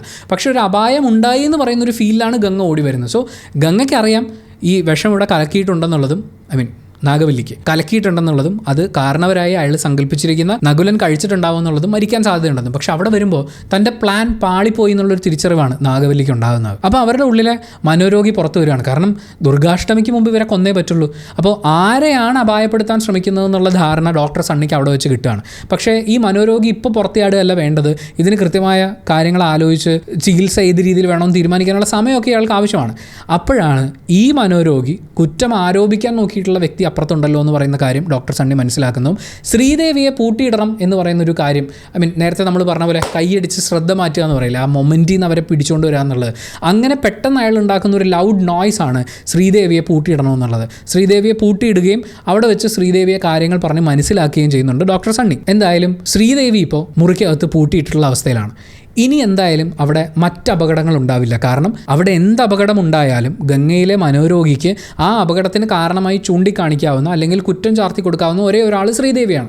പക്ഷേ ശ്രീദേവി ഒരു മുറിക്കകത്ത് കിടക്കുമ്പോൾ ഇനിയൊരു കൊലപാതക ശ്രമത്തിൻ്റെ പ്ലാനിങ് പോലും അവിടെ നടക്കില്ല. അങ്ങനെ ഇരിക്കുമ്പോഴാണ് അവിടെ അമ്പലത്തിൽ ഉത്സവം വരുന്നതും ഉത്സവം കാണാൻ വേണ്ടി എല്ലാവരും ശ്രീദേവിയെ കൂട്ടിക്കൊണ്ടുപോകുന്നു. അങ്ങോട്ടേക്ക് ഡോക്ടർ സണ്ണി നകുലനെയും കൂട്ടിക്കൊണ്ട് ചെല്ലുന്നുണ്ട്. കഥകളി കണ്ടുകൊണ്ടിരുന്ന ഗംഗയെ ഇടയ്ക്ക് വെച്ച് മിസ്സാവുകയും ഡോക്ടർ സണ്ണി അവരെ അന്വേഷിച്ച് പോവുകയും അവർ മാടമ്പള്ളി തറവാട്ടിൽ ഇല്ലാന്ന് മനസ്സിലാക്കി തൊടിയിലേക്ക് ഓടി ചെല്ലുമ്പോൾ അവിടെ മഹാദേവനുമായി നടക്കുന്ന പിടിവലിയും കാണുകയാണ്. അങ്ങോട്ടേക്ക് വരുന്ന നകുലൻ മഹാദേവനെ തല്ലാൻ ശ്രമിക്കുന്നു. ഡോക്ടർ സണ്ണി അത് വേണ്ടാന്ന് പറയുന്നു. അവർ ഗംഗയെ മുറിയിൽ കൊണ്ടുവന്ന് കിടത്തുകയാണ്. അതിനുശേഷം എന്താണ് നിലവിലെ സാഹചര്യം എന്നുള്ളത് ഡോക്ടർ സണ്ണി നകുലനെയും മഹാദേവനെയും അറിയിക്കുകയാണ്. കുറച്ച് സമയത്തിന് ശേഷം ഉണർന്നെണീക്കുന്ന ഗംഗ, അവർ ഗംഗയായിട്ടാണ് റിയാക്ട് ചെയ്യുന്നത്. മഹാദേവനൊക്കെ കാപ്പി കൊണ്ടുവരാമെന്ന് പറഞ്ഞിട്ട് അവർ ആ മുറിയിൽ നിന്ന് പോവുകയാണ്. ആ കോൺവെർസേഷൻ്റെ ഇടയ്ക്ക് ഡോക്ടർ സണ്ണി പറയുന്ന ഏറ്റവും പ്രധാനപ്പെട്ട കാര്യം ഗംഗ ഇത് അറിയരുത് എന്നുള്ളതാണ്. കാരണം ഗംഗ ഇത് അറിഞ്ഞാൽ താനൊരു മനോരോഗിയാണെന്ന് അറിഞ്ഞു കഴിഞ്ഞാൽ അവർ മെൻ്റലി വീക്കായി പോകാനുള്ള ഒരു സാധ്യത ഡോക്ടർ സണ്ണി മുന്നിൽ കണ്ടിട്ടുണ്ടാവും. എന്തായാലും ഈ ഒരു ഡിസ്കഷൻ കഴിഞ്ഞ് കുറച്ച് കഴിയുമ്പോഴേക്കും അങ്ങോട്ടേക്ക് പുല്ലാട്ടുപുറം തിരുമേനിയായിട്ട് നമ്മുടെ തിലകൻ അവതരിപ്പിക്കുന്ന കഥാപാത്രം എത്തിച്ചേരുകയാണ്. പുല്ലാട്ടുപുറം തിരുമേനിക്ക് ഡോക്ടർ സണ്ണി അറിയാം, പ്രബന്ധങ്ങളൊക്കെ രചിച്ചിട്ടുള്ള ആളാണ്. എന്തായാലും അവർ രണ്ടുപേരും കൂടി ഇരുന്ന് ഡിസ്കസ് ചെയ്യുന്ന സമയത്ത് അവിടെ വെച്ചിട്ടാണ് ഡോക്ടർ സണ്ണി സിറ്റുവേഷൻ്റെ കുറച്ചും കൂടി സീരിയസ് ആയിട്ടുള്ളൊരു സൈഡ് എന്താണ് എന്നുള്ളത് പ്രേക്ഷകർ കൂടി മനസ്സിലാവുന്ന രീതിയിൽ അവതരിപ്പിക്കുന്നത്. പക്ഷേ അയാളുടെ ചികിത്സാ രീതിയിൽ അയാൾ ആദ്യം ചെയ്യാൻ പോകുന്ന കാര്യം ഗംഗ ഒരു മനോരോഗിയാണ് എന്നുള്ളത് ഗംഗയെ അറിയിക്കാൻ പോകുന്നു എന്നുള്ളതാണ്. അതിന് പുല്ലാട്ടുപുറം തിരുമേനിയും സംശയത്തോടു കൂടിയാണ് നോക്കി കാണുന്നത്. നമ്മൾ ആ സിനിമ കാണുമ്പോൾ മനസ്സിലാക്കുന്ന ഒരു കാര്യം, ഗംഗ നാഗവല്ലിയായി മാറുന്നു എന്ന് പറയുന്ന ഒരു, അല്ലെങ്കിൽ പൂർണ്ണമായും ആ ഒരു മാനസിക രോഗാവസ്ഥയിലേക്ക് മാറുന്നു എന്ന് പറയുമ്പോഴും നകുലനോടൊപ്പമുള്ള തൻ്റെ ജീവിതത്തിൻ്റെ റിയാലിറ്റി അറിയുന്ന ഗംഗ, ആ ഗംഗ നാഗവല്ലിയോട് ഫൈറ്റ് ചെയ്ത് നിൽക്കണം. അല്ലെങ്കിൽ ആ ഗംഗയുടെ കുറച്ചെങ്കിലും അവശേഷിപ്പുകൾ ഉണ്ടെങ്കിൽ മാത്രമാണ് തുടർന്ന് ഇവർക്ക് ഫൈറ്റ് ചെയ്യാൻ പറ്റുള്ളൂ. കാരണം അൾട്ടിമേറ്റ്ലി അവരുടെ ഉള്ളിലാണ് ഈ ഫൈറ്റ് നടക്കുന്നത്. എന്തായാലും പുല്ലാട്ടുപുറം തിരുമേനിയുടെ സഹായത്തോടു കൂടി ഒരു മന്ത്രവാദ കളം ഡോക്ടർ സണ്ണി ഒരുക്കുകയാണ്. ചെറുപ്പത്തിലെ യക്ഷിക്കഥകളും മന്ത്രവാദ കളങ്ങളും ഒക്കെ കണ്ടു വളർന്നിട്ടുള്ള ഗംഗ ഗംഗയുടെ മനസ്സിനെ, അവരുടെ ഉള്ളിലെ ആ ചൈൽഡ്ഹുഡ് ട്രോമയൊക്കെ അതൊക്കെയും ഈ പറയുന്നൊരു മാനസിക രോഗാവസ്ഥയിലേക്ക് അവരെ എത്തിക്കാൻ കാരണമായിട്ടുണ്ട്. സോ അത്തരമൊരു സിറ്റുവേഷനാണ് അയാൾ ഇവിടെ ഒരുക്കുന്നത്. ആ മന്ത്രവാദ കളത്തിന് മുന്നിൽ വെച്ച് അവരാവശ്യപ്പെട്ടിരിക്കുന്നത് നാഗവല്ലിയായിരിക്കുന്ന ഗംഗയ്ക്ക് കാരണവരെ കൊല ചെയ്യണം എന്നുള്ളതാണ്. അങ്ങനെ കൊല ചെയ്യാൻ ഞാൻ നിനക്ക് അവസരം തരാം, അങ്ങനെയാണെങ്കിൽ നീ ഈ ദേഹം വിട്ടു പോകുമോ എന്ന് പറയുന്നൊരു കണ്ടീഷനാണ് പുല്ലാട്ടുപുറം തിരുമേനി നാഗവല്ലിയുടെ മുന്നിലേക്ക് വെക്കുന്നത്. ആ മനസ്സിനകത്ത് ഗംഗയുണ്ട്. എന്തായാലും അവരുടെ മുന്നിലേക്ക് നകുലനെ ഇട്ട് കൊടുക്കുന്നു, ഒരു വാളിട്ട് കൊടുക്കുന്നു. ആ വാളെടുത്ത് നകുലനെ വെട്ടാൻ ഓങ്ങുന്ന സമയത്ത് അവർ ഭസ്മമൊക്കെ എറിഞ്ഞ് നകുലനെ മാറ്റി അവർ തയ്യാറാക്കി വെച്ചിരിക്കുന്ന ഡമ്മിയിലാണ് നാഗവല്ലി വെട്ടുന്നത്. ഇവിടെ ഇവർ ഉപയോഗിച്ചിരിക്കുന്ന വാളെന്ന് പറയുന്നത് ഇറ്റ്സ് ലൈക്ക് എ കൺട്രോൾ. അതായത് ഈ മൊമെൻറ്റിൽ എൻ്റെ ഡിസിഷനാണ് എന്ന് പറയുന്ന ആ ഒരു കൺട്രോൾ അവർക്ക് കൊടുക്കുകയാണ്. ആ വാള് നാഗവല്ലിയുടെ മുന്നിലേക്ക് ഇട്ട് കൊടുക്കുകയാണ് ചെയ്യുന്നത്. അതവൾ എടുക്കുന്നുണ്ട്. ആൻഡ് കൊല്ലുക എന്ന് പറയുന്നത് അത് നാഗവല്ലിയുടെ ആഗ്രഹമാണ്. അവരുടെ ആഗ്രഹത്തിനനുസരിച്ച് അവരുടെ കൺട്രോളിൽ ആ മൊമെൻറ്റ് നിന്നു എന്നുള്ളതാണ്. ഇവിടെ ഒരുപാട് പേര് വിജയിച്ചു. നാഗവല്ലി ഗംഗയുടെ ഉള്ളിലുള്ള, ഗംഗയ്ക്ക് ഒരുപാട് സിമ്പതി തോന്നിയിട്ടുള്ള, പിന്നീട് എമ്പതിയായി മാറിയ, താൻ തന്നെയാണ് എന്ന് തോന്നിയിട്ടുള്ള നാഗവല്ലിക്ക് വർഷങ്ങളായി കിട്ടാതിരുന്ന നീതി ലഭിച്ചു എന്ന് പറയുന്നൊരു തോന്നൽ ഗംഗയുടെ ഉപബോധ മനസ്സിലുണ്ടാവും. അതും ഒരു ദുർഗാഷ്ടമി ദിവസം തന്നെ സംഭവിച്ചു എന്നുള്ളത്. അതായത് ഇതെല്ലാം ഈ ആഗ്രഹിക്കുന്നത് പോലെ നടക്കുക, ആ മൊമെൻറ്റിൻ്റെ, ആ സിറ്റുവേഷൻ്റെ കൺട്രോൾ തൻ്റെ കയ്യിൽ ഉണ്ടാവുക എന്നുള്ളതാണ്. അതേപോലെ തന്നെ ഒരു മന്ത്രവാദ കളത്തിന് മുന്നിൽ നിന്നാണ് അവളുടെ അച്ഛനും അമ്മയും മുത്തശ്ശിയുടെ മടിയിൽ നിന്ന് അവളെ പിടിച്ചുകൊണ്ട് പോകുന്നത്. അതായത് അവളുടെ ആഗ്രഹമുള്ള ജീവിതം, അവൾക്ക് ഇഷ്ടമുള്ള ജീവിതം, അവളുടെ കൺട്രോളിലുണ്ടായിരുന്ന ജീവിതം രണ്ട് പേര് പിടിച്ചെടുത്തുകൊണ്ട് പോയതൊരു മന്ത്രവാദ കളത്തിന് മുന്നിൽ വെച്ചാണ്. അതുപോലൊരു മന്ത്രവാദ കളത്തിന് മുന്നിൽ വെച്ച് അവൾ എന്ത് ആവശ്യപ്പെട്ടോ അത് അതുപോലെ നടക്കുകയാണ്. ഞാനിതിനെ ചൈൽഡ്ഹുഡ് ട്രോമയുടെ ഹീലിംഗ് എന്നൊന്നും പറയില്ല കേട്ടോ. പക്ഷേ ആ മൊമെൻറ്റിൽ നാഗവല്ലിയായി ഇരിക്കുന്ന ഗംഗയിൽ നിന്ന് നാഗവല്ലിയെ അകറ്റി മാറ്റാൻ, അതായത് നാഗവല്ലിക്ക് നീതി കിട്ടി, ഇനി നാഗവല്ലിക്ക് ഇവിടെ ആവശ്യമില്ല, നാഗവല്ലിയുടെ എക്സിസ്റ്റൻസ് ഇവിടെ ആവശ്യമില്ല എന്നൊക്കെ പറഞ്ഞു വെക്കാൻ പറ്റുന്ന, അങ്ങനെ വിശ്വസിപ്പിച്ചെടുക്കാൻ പറ്റുന്നൊരു സാഹചര്യം ഉണ്ടായിട്ടുണ്ട്. അതിനുശേഷം സിനിമയിൽ നമ്മൾ കാണുന്നത് ഹിപ്നോട്ടൈസ് ചെയ്ത് ആ ഹിപ്നോട്ടൈസ്ഡ് സ്ലീപ്പിൽ നിന്ന് എണീറ്റ് വരുന്ന ഗംഗയാണ്. പക്ഷേ നമ്മുടെ ഒരു ബേസിക് അറിവ് വെച്ചിട്ട് ഒരുപാട് കാലങ്ങൾ നീണ്ടു നിൽക്കുന്ന തെറാപ്പി സെഷൻസും കൗൺസിലിങ്ങും ഒക്കെ ആവശ്യമാണ്. ഗംഗയുടെ ചൈൽഡ്ഹുഡ് ട്രോമകളിൽ നിന്ന് വരെ അവർ വിമുക്തി നേടേണ്ടതുണ്ട് ഇത്തരം ഒരു സിറ്റുവേഷൻ ഇനി ആവർത്തിക്കാതിരിക്കാൻ വേണ്ടി. ഇവിടെ നമ്മൾ ശ്രദ്ധിക്കേണ്ടത്, ഗംഗയുടെ അടുത്ത് അരുതുകൾ ആരൊക്കെ വെക്കുന്നു, അല്ലെങ്കിൽ ഗംഗയുടെ കയ്യിൽ നിന്ന് സിറ്റുവേഷൻ്റെ കൺട്രോൾ പോകുന്നിടത്തൊക്കെ അവർ ട്രിഗർ ആവുന്നുണ്ടായിരുന്നു. അതിൽ നകുലൻ അല്ലിക്ക് ആഭരണം എടുക്കാൻ ഇപ്പോൾ പോകണ്ടെന്ന് പറയുന്നിടത്താണ് നാഗവല്ലി പുറത്തു വരുന്നത്. ആ നാഗവല്ലി എന്ന് പറയുന്നത് തൻ്റെ ഇഷ്ടത്തിനൊന്നും ചെയ്യാൻ പറ്റാതെ തൻ്റെ അടുത്ത് നിന്ന് ആൾക്കാർ കൺട്രോൾ പിടിച്ചു പറിച്ചുകൊണ്ട് പോകുന്ന, അതിൽ വേദനിച്ചിട്ടുള്ള ഒരാളാണ്. അവിടെയാണ് ഗംഗയ്ക്ക് നാഗവല്ലിയുമായിട്ട് ഏറ്റവും കൂടുതൽ റിലേറ്റ് ചെയ്യാൻ പറ്റുന്നത്. ഇവിടെ നകുലൻ ഇപ്പോൾ ഗംഗ പോവണ്ട എന്ന് പറഞ്ഞാൽ അതെന്താ ഞാൻ പോയാൽ, നീ പോകണ്ടെന്നേ, I am the one who is controlling you, അല്ലെങ്കിൽ എനിക്കാണ് നിന്നിൽ കൺട്രോൾ ഉള്ളത് എന്നൊരാൾ പ്രഖ്യാപിക്കുകയാണ്. ഇത് തന്നെയാണ് അച്ഛനും അമ്മയും ചെയ്തത്. ഇത് തന്നെയാണ് അല്ലിക്ക് ആഭരണം എടുക്കാൻ പോകുന്ന സമയത്ത് നകുലനും ചെയ്യുന്നത്. അവിടെ ഒരു റീസൺ കൊടുക്കുന്നില്ല. അതെന്താ ഞാൻ പോയാൽ, നീ ഇപ്പോൾ പോകണ്ട, അതെന്താ ഞാൻ കൂടി പോയാൽ, പോവണ്ട. അവിടെ ഡിസ്കഷൻ ഇല്ല, അവിടെ ജസ്റ്റിഫിക്കേഷൻ ഇല്ല, റീസൺ കൊടുക്കുന്നില്ല.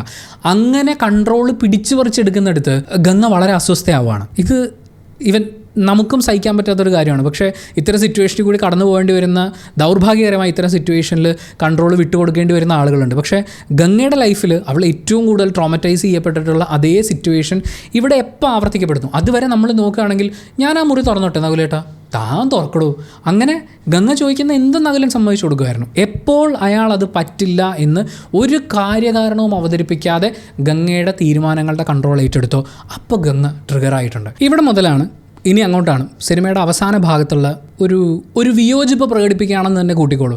സിനിമ ഒരു ഗംഭീരമായിട്ടൊരു മനോരോഗാവസ്ഥയെ കാണിച്ചു എന്ന് പറയുമ്പോഴും അതിൻ്റെ ഹീലിംഗ് ജേണിക്ക് എന്ത് പ്രാധാന്യം കൊടുത്തു എന്നുള്ളത്. പക്ഷേ 93 ഇറങ്ങുന്ന ഒരു സിനിമ എന്ന് പറയുമ്പോൾ നമ്മൾ ഇന്ന് കാണുമ്പോൾ ഇതിൻ്റെ ഒരു ആവശ്യകത എന്തായാലും ചർച്ച ചെയ്യേണ്ടതുണ്ടല്ലോ. അങ്ങനെ കൂട്ടിയാൽ മതി. ഇവിടെ ഹിപ്നോട്ടൈസ് ചെയ്യപ്പെട്ട ഗംഗയോട് ഡോക്ടർ സണ്ണി ചോദിക്കുന്നത്, പറയൂ നീ ആരാണ്?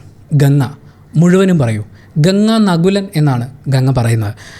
അവിടെ നമ്മുടെ മലയാളികളുടെ ഒരു സ്വാഭാവിക സദാചാര ചിന്തകളെല്ലാം കൂട്ടിക്കിഴിച്ചൊക്കെ നമ്മൾ നോക്കുമ്പോൾ ഗംഗ നകുലൻ, അപ്പോൾ അവൾ അവളുടെ സ്വബോധത്തിലേക്ക് വന്നു. അവൾ സ്വബോധത്തിലേക്കാണോ വന്നത്? അവൾ ആഗ്രഹിക്കുന്നൊരു ജീവിതത്തിലേക്കാണോ വന്നത്? ഒരുപാട് കാലത്തെ തെറാപ്പി ആവശ്യമുള്ള, ഒരുപാട് കൗൺസിലിംഗ് ആവശ്യമായ ഒരു സ്റ്റേജിലാണ് ഗംഗ ഇപ്പോഴും നിൽക്കുന്നത്. കാരണം ഗംഗാ നകുലനായി ജീവിക്കുമ്പോഴും അവർക്ക് അവരുടേതായിട്ടുള്ള ഒരു സ്പേസ് ഉണ്ടായിരുന്നു. അവർ പുസ്തകങ്ങളിലൂടെയൊക്കെ മനസ്സിലാക്കിയ ആ ഒരു മനോരോഗം എപ്പോൾ വേണമെങ്കിലും ട്രിഗർ ചെയ്യപ്പെടാവുന്ന രീതിയിൽ അവർ മാറി നിൽക്കുകയായിരുന്നു. അവരുടെ ചൈൽഡ്ഹുഡ് ട്രോമകളൊന്നും ഹീൽ ചെയ്യപ്പെട്ടിട്ടില്ല. ഒരു വലിയ ഹീലിംഗ് ജേർണി ആവശ്യമുള്ളൊരു സ്റ്റേജിലാണ് ഗംഗ നിൽക്കുന്നത്. കാരണം ഗംഗയ്ക്ക് ആഗ്രഹമുള്ളൊരു ജീവിതമുണ്ട്.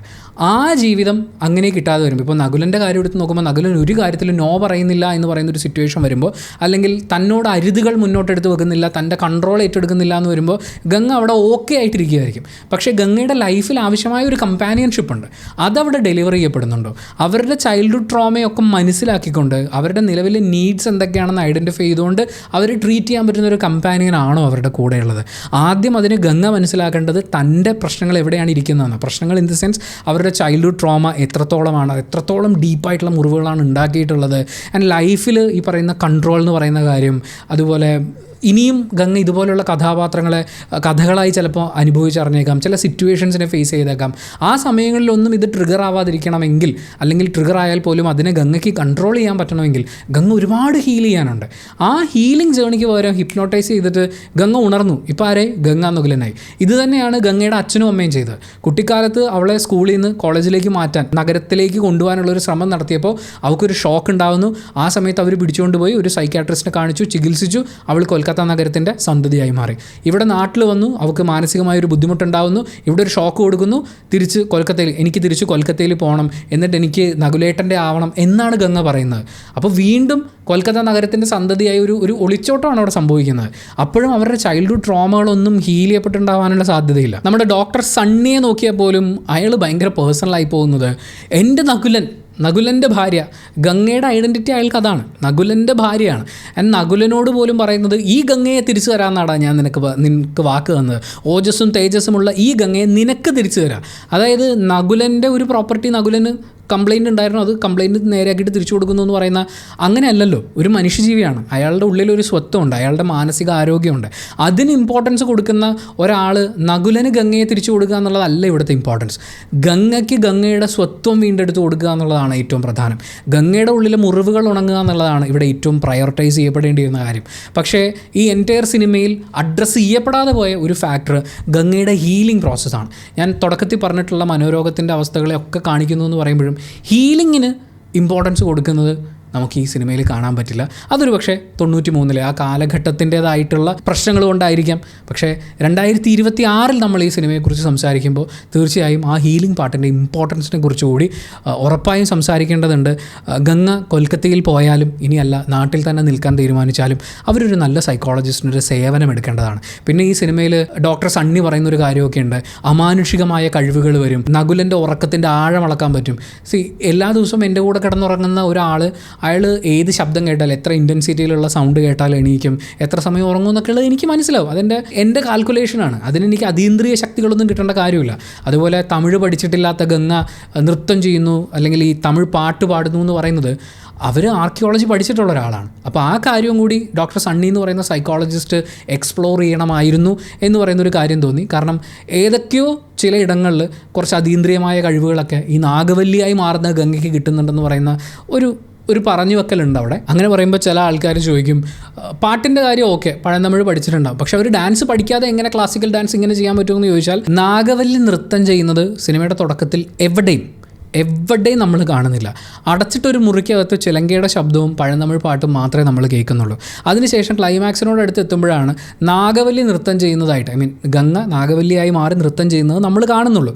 അതിൽ ഏറ്റവും പെർഫെക്റ്റ് ആയിട്ടുള്ള സ്റ്റെപ്സ് നമ്മൾ കാണുന്നത് ഗംഗ ഇമാജിൻ ചെയ്യുന്ന, നാഗവല്ലിയായിട്ട് അവർ പാസ്റ്റിൽ ഇങ്ങനെയായിരുന്നു എന്ന് പറയുന്ന അവരുടെ ഇമാജിനേഷനിലാണ് ആ പെർഫെക്റ്റ് ഡാൻസ് നമുക്ക് കാണാൻ പറ്റുക. അതല്ലാതെ ഡോക്ടർ സണ്ണിയും നകുലനും മഹാദേവനും കണ്ടുകൊണ്ടിരിക്കുന്ന ഡാൻസ് എന്ന് പറയുന്നത് അത് വളരെ ഇംപെർഫെക്റ്റ് ആയിട്ടുള്ള, അല്ലെങ്കിൽ കുറച്ചും കൂടി ടയേർഡായിട്ട്, എന്ന് വെച്ചാൽ ഒരു പെർഫെക്റ്റ് അല്ലാത്ത ഡാൻസാണ് നമ്മൾ കാണുന്നത്. ഈ ഡാൻസിൻ്റെ സ്റ്റെപ്സും കാര്യങ്ങളൊക്കെ ഇത്രയും റിസർച്ചുമായി നടക്കുന്ന സമയത്ത് ഇത്രയും ബ്രില്യൻ്റായ, ഇത്രയും ഒബ്സർവിങ് കപ്പാസിറ്റി ഉള്ള ഗംഗയെ പോലൊരാളുടെ മനസ്സിൽ പതിഞ്ഞിട്ടുണ്ടാവും. അതിനെ റെപ്ലിക്കേറ്റ് ചെയ്യുക എന്നുള്ളത് മാത്രമേ അവർക്ക് അവിടെ ചെയ്യേണ്ടതുള്ളൂ. അതിൻ്റെ പെർഫെക്ഷൻ അത് അവരുടെ ഇമാജിനേഷനിലല്ലേ ഉള്ളൂ. ഗംഗയുടെ മാനസിക പ്രശ്നങ്ങളെക്കുറിച്ച് നമ്മൾ സംസാരിക്കുമ്പോൾ ഏറ്റവും പ്രധാനപ്പെട്ടൊരു കാര്യം ഗംഗയ്ക്ക് ഉറക്കമില്ല എന്നുള്ളതാണ്. ഗംഗയുടെ കുട്ടിക്കാലം കാണിക്കുന്ന സമയത്ത് അവൾ രാത്രികളിൽ മുത്തശ്ശി പറയുന്ന കഥകൾ കേട്ട് ഏതെങ്കിലും ഒരു സമയത്ത് ഉറങ്ങിപ്പോയതായിരിക്കും. ആയിരിക്കാം. പഠിക്കുന്ന സമയത്ത് ഉറക്കമുളച്ച് പഠിച്ചിരുന്ന, അല്ലെങ്കിൽ അച്ഛനും അമ്മയും കൂട്ടാൻ വരുന്നു എന്ന് അറിഞ്ഞപ്പോൾ ഉറക്കമില്ലാതെ അലഞ്ഞു നടന്ന എന്ന് പറയുന്ന ഒരു പ്രയോഗം നമ്മൾ കേൾക്കുന്നുണ്ട്. അതിനുശേഷം ആർക്കിയോളജി അല്ലെങ്കിൽ പുരാവസ്തു ഗവേഷണം എന്ന് പറഞ്ഞ് ഞാനും കുറേ ഉറക്കമുളച്ചതാണെന്ന് പറയുന്നുണ്ട്. ഗംഗ രാത്രി കാലങ്ങളിൽ ഇറങ്ങി നടക്കുന്നു എന്ന് പറയുന്ന കാര്യം വരുമ്പോഴും രാത്രി ഉറക്കമില്ലാതിരിക്കുകയും രാവിലെ ക്ഷീണമില്ലാതിരിക്കുകയും ചെയ്യാന്ന് പറയുന്നൊരു കാര്യമില്ലേ, അവർക്ക് കാലങ്ങളായി ഉറക്കമില്ല എന്ന് പറയുന്ന ഒരു കാര്യം നമുക്കിതിൽ നിന്ന് മനസ്സിലാക്കിയെടുക്കാൻ പറ്റും. അതും വളരെയധികം സീരിയസ്നെസ് കൊടുത്തുകൊണ്ടൊരു സൈക്യാട്രിസ്റ്റ് പരിഗണിക്കേണ്ട ഒരു ഫാക്ടറായിരുന്നു. അതും സിനിമയിൽ പരിഗണിക്കപ്പെട്ടിട്ടില്ല എന്ന് തോന്നുന്നു. ഈ ഉറക്കമില്ലായ്മ എന്ന് പറയുന്നത് അതൊരു പരിധി കഴിഞ്ഞ് കഴിഞ്ഞാൽ നമ്മൾ ഒരുപാട് ഹാലുസിനേറ്റ് ചെയ്യാനുള്ള സാധ്യത തരുന്ന ഒന്നാണ്. നമ്മുടെ ചിന്തകൾ നമ്മുടെ കയ്യിൽ നിന്ന് പോകുന്ന, ഒരു പക്ഷേ നമ്മുടെ മനസ്സ് നമ്മുടെ കയ്യിൽ നിന്ന് പോകുന്ന, ഞാൻ പറയുന്നത് ഉറക്കം 2 ദിവസം 3 ദിവസം ഇല്ലാണ്ടായി കഴിഞ്ഞാൽ എന്തെങ്കിലും സംഭവിക്കും അങ്ങനെ പറഞ്ഞ് പേടിപ്പിക്കുകയല്ല. പക്ഷേ കണ്ടിന്യൂസ് ആയി ഉറക്കമില്ലാത്ത അവസ്ഥ നമ്മുടെ ചിന്തകളുടെ കൺട്രോൾ ചിലപ്പോൾ നമ്മുടെ കയ്യിൽ നിന്ന് പോകാനുള്ളൊരു സാധ്യത ഉണ്ടാക്കും. ഗംഗയ്ക്ക് ഈ ഉറക്കമില്ലായ്മ എന്ന് പറയുന്നൊരു പ്രശ്നം വളരെ ചെറിയ പ്രായം മുതലേ ഉണ്ട് എന്നുള്ളത് നമുക്ക് സിനിമയിലെ ഡയലോഗുകളിൽ നിന്ന് വ്യക്തമാണ്. അതുകൊണ്ട് തന്നെ ആയിരിക്കാം മാടമ്പള്ളിയിൽ രാത്രി നാഗവല്ലിയായി നടക്കുകയും രാവിലെ കുളിച്ച് ഫ്രഷായി ഒന്നും സംഭവിക്കാത്തതുപോലെ പെരുമാറാൻ ഗംഗയ്ക്ക് പറ്റുന്നത്. അങ്ങനെ ഒരുപാട് കൗതുകങ്ങളുള്ള വളരെ ബ്രില്യൻ്റായ, ജീവിതത്തിനെ വളരെ സുന്ദരമായി നോക്കി കാണാൻ പറ്റുന്ന ഒരു മനുഷ്യജീവിയാണ് ഗംഗ എന്ന് പറയുന്നത്. അവർക്ക് അവരുടെ ജീവിതത്തിനെ വളരെ സുന്ദരമായി നോക്കിക്കാണാൻ അവരാഗ്രഹിക്കുന്ന, അവരുടെ വളർച്ചയുടെ പ്രായത്തിൽ അവർ കണ്ടു വളർന്നിട്ടുള്ള നാടും പൂജയും വിളക്കും പരിപാടികളും കുറച്ച് വിശ്വാസങ്ങളും കഥകളും ഒക്കെ ആയിട്ട് അങ്ങനെ ജീവിക്കാൻ ആഗ്രഹിക്കുന്ന ഒരു ഗംഗയെ വീണ്ടും കൊൽക്കത്തയിലേക്ക് തിരിച്ചയക്കുന്നു എന്ന് പറയുന്ന ഒരു കാര്യമായിപ്പോയി. അല്ലെങ്കിൽ അവളേക്കാൾ കൂടുതൽ നകുലൻ ഇമ്പോർട്ടൻസ് കൊടുത്തിട്ട് അവൾ കൊൽക്കത്തയിലേക്ക് പോകുന്നു എന്ന് പറയുന്ന പോലെ ആയിപ്പോയി സിനിമയുടെ ക്ലൈമാക്സ് എന്ന് പറയുന്ന ഒരു കാര്യം. ഗംഗയുടെ മെൻ്റൽ ഹെൽത്തിന്, അതിൻ്റെ ഹീലിംഗ് ജേണിക്ക് ഇമ്പോർട്ടൻസ് കൊടുക്കാത്തതുപോലെ ആയിപ്പോയി സിനിമ എന്ന് പറയുന്ന ഒരു വിമർശനം മുന്നോട്ട് വെക്കുമ്പോഴും അതുവരെയുള്ള മലയാള സിനിമ, ഒരുപക്ഷെ അതിന് ശേഷമുള്ള പല മലയാള സിനിമകളും എടുത്ത് നോക്കിക്കഴിഞ്ഞാലും ഈ സൈക്കോളജിസ്റ്റ് അല്ലെങ്കിൽ സൈക്യാട്രിസ്റ്റ് എന്ന് പറഞ്ഞു കഴിഞ്ഞാൽ ഒരു ബുൾഗൻ താടി ഉണ്ടാവും, ഒരു കണ്ണട ഇവിടം വരെ ഇറക്കി വെച്ചിട്ടുണ്ടാവും, പിന്നെ എന്നൊക്കെ പറഞ്ഞ് ശബ്ദമൊക്കെ ഉണ്ടാക്കുന്ന അത് ശരിക്കും മാനസിക രോഗാവസ്ഥയിലെത്തിയിട്ടുള്ള ഒരാളാണ് ഒരു മനഃശാസ്ത്രജ്ഞൻ എന്നുള്ള രീതിയിൽ അവതരിപ്പിച്ചെടുത്തുന്നത്. ഒരു സിറ്റുവേഷനെ, പ്രത്യേകിച്ച് ഇത്രയും ആളുകൾ ഭയക്കുന്നൊരു സിറ്റുവേഷനെ, ഇതിനെ നമ്മൾ മനഃശാസ്ത്രപരമായി ഡീൽ ചെയ്യണമെന്ന് ചിന്തിക്കുന്ന ബുദ്ധിയും ബോധമുള്ളൊരു മനുഷ്യനെ അവതരിപ്പിച്ചു എന്നുള്ളത് 1993 ഒരു സൈക്കോളജിസ്റ്റിനെ അല്ലെങ്കിൽ ഒരു സൈക്യാട്രിസ്റ്റിനെ ഇങ്ങനെ അവതരിപ്പിച്ചു എന്നുള്ളതിന് സിനിമയെ നമുക്ക് അഭിനന്ദിക്കാതിരിക്കാൻ പറ്റില്ല. ആ കാലഘട്ടത്തെ അതുവരെയുള്ള പല ചിന്തകളെയും പൊളിച്ചെഴുതാൻ സിനിമയ്ക്ക് സാധിക്കുമ്പോഴും ഇങ്ങനെയുള്ള കുറച്ച് കാര്യങ്ങൾ കൂടി അത് നമ്മൾ 2026 വിലയിരുത്തുന്നതുകൊണ്ടാണ്. ഒരു 10 കൊല്ലം മുമ്പ് വിലയിരുത്തുകയാണെങ്കിൽ ചിലപ്പോൾ ഞാൻ ഇത്രയും കാര്യങ്ങൾ പറഞ്ഞു എന്ന് വരില്ല. ഇന്നിൻ്റെ തിരിച്ചറിവുകളിൽ നിന്നുകൊണ്ട് നോക്കുമ്പോൾ ഹീലിംഗ് ജേണിയുടെ ഇമ്പോർട്ടൻസ്. പക്ഷേ ശോഭന, സുരേഷ് ഗോപി, മോഹൻലാൽ, നെടുമുടി വേണു, വിനയപ്രസാദ്, സുധീഷ്, കുതിരവട്ടം പപ്പു, ഇന്നസെൻ്റ്, KPS ലളിത, അങ്ങനെ അപാര പ്രതിഭകളുടെ ഒരു സംഗമമായിരുന്നു ഈ സിനിമ എന്ന് പറയുന്നത്. ബാക്ക്ഗ്രൗണ്ട് സ്കോറ്, പാട്ടുകൾ, വിഷ്വൽസ്, അതിൻ്റെ ഡബ്ബിങ്, അങ്ങനെ എല്ലാം ഈ സിനിമയുമായി ബന്ധപ്പെട്ടുള്ള എല്ലാം അതിഗംഭീരമായ ഒരു ലെവലിലായിരുന്നു. ഒരുപാട് ആളുകൾ ഇപ്പോഴും പറയുന്ന കാര്യമാണ്, മലയാള സിനിമയെക്കുറിച്ച് ഒന്നും അറിയാത്ത ആളുകൾക്ക് സജസ്റ്റ് ചെയ്യാൻ പറ്റിയ സിനിമകളുടെ ലിസ്റ്റ് എടുത്താൽ അതിൽ ഉറപ്പായും മണിച്ചിത്രത്താഴുണ്ടാവും. ഞാൻ ഈ ഒരു പെർസ്പെക്റ്റീവിൽ ഈ സിനിമയെ നോക്കി കണ്ടിട്ട് എനിക്കിതിൻ്റെ റീമേക്കുകളെ കുറിച്ച് ആലോചിക്കുമ്പോൾ, ഇത്രയും നാൾ മണിച്ചിത്രത്താഴിൻ്റെ റീമേക്കുകളെ കുറിച്ച് ആലോചിക്കുമ്പോൾ ഞാൻ ശോഭനയുടെ ക്യാരക്ടറിനെ കുറിച്ച് മാത്രമേ ആലോചിച്ചുള്ളൂ. കാരണം ശോഭനയുടെ ക്യാരക്ടർ മറ്റ് പല ഭാഷകളിലും ചെയ്തു വെച്ചിരിക്കുന്നത് കോമഡി ആയിപ്പോയി എന്നെനിക്ക് അഭിപ്രായമുണ്ട്. ആ അഭിനേത്രിമാർ ഗംഭീര അഭിനയ പ്രതിഭകളാണ്, അതിലൊന്നും ഒരു സംശയമില്ല. പക്ഷേ ചെയ്തു വെച്ചിരിക്കുന്നത് ശരിയായില്ല എന്ന് പറയുന്ന അഭിപ്രായം മാത്രമാണ് എനിക്കുണ്ടായിരുന്നത്. പക്ഷേ ഇന്ന് ഈ പെർസ്പെക്റ്റീവിൽ മണിച്ചിത്രത്താഴിനെ നോക്കി കാണുമ്പോൾ ഈ റീമേക്ക് റൈറ്റ്സ് എടുത്തുകൊണ്ട് പോയവരൊക്കെ എന്ത് മനസ്സിലാക്കിയിട്ടാണോ സിനിമ ചെയ്തത് എന്ന് തോന്നിപ്പോയി. കാര്യം അത്രയും സൈക്കോളജിക്കലി സങ്കീർണമായി ഉണ്ടാക്കിയിരിക്കുന്ന, പക്ഷേ വളരെ ലളിതമായി നമുക്ക് മനസ്സിലാക്കി, നമ്മൾ ഒരു സൈഡിൽ നിന്ന് മനസ്സിലാക്കി തുടങ്ങിയാൽ വളരെ ലളിതമായി മനസ്സിലാക്കാൻ പറ്റുന്ന ഒരു സിനിമയെ പ്രേത സിനിമയാക്കി മാറ്റി, ആ പ്രേതങ്ങൾക്കൊക്കെ പാസ്റ്റ് ഉണ്ടാക്കി കൊടുത്ത്, ആ പാസ്റ്റിന് അതിലും പഴയൊരു പാസ്റ്റ് ഉണ്ടാക്കി കൊടുത്ത്, അങ്ങനെ ഇവന്മാർ പാർട്സായി ഇറക്കിക്കൊണ്ടിരിക്കുകയാണ്. അതുകൊണ്ട് നമ്മുടെ മണിച്ചിത്രത്താഴ് ഇങ്ങനെ തന്നെ നിൽക്കും. ബുൽബുലയെ കണ്ടവർക്കും ചന്ദ്രമുഖി കണ്ടവർക്കും ഒക്കെ മണിച്ചിത്രത്താഴ് വീണ്ടും കാണാനുള്ളതുണ്ട്, അല്ലെങ്കിൽ മനസ്സിലാക്കാനും പഠിക്കാനുള്ളതുണ്ട് എന്ന് പറഞ്ഞുകൊണ്ട് ഈ ഗംഭീര സിനിമ ഒരുക്കിയ എല്ലാ പ്രതിഭകൾക്കും മനസ്സുകൊണ്ട് സ്നേഹവും ബഹുമാനവും ഒക്കെ സമർപ്പിച്ചുകൊണ്ട് ഈ വീഡിയോ അവസാനിപ്പിക്കുകയാണ്. Thank you so much for watching this video.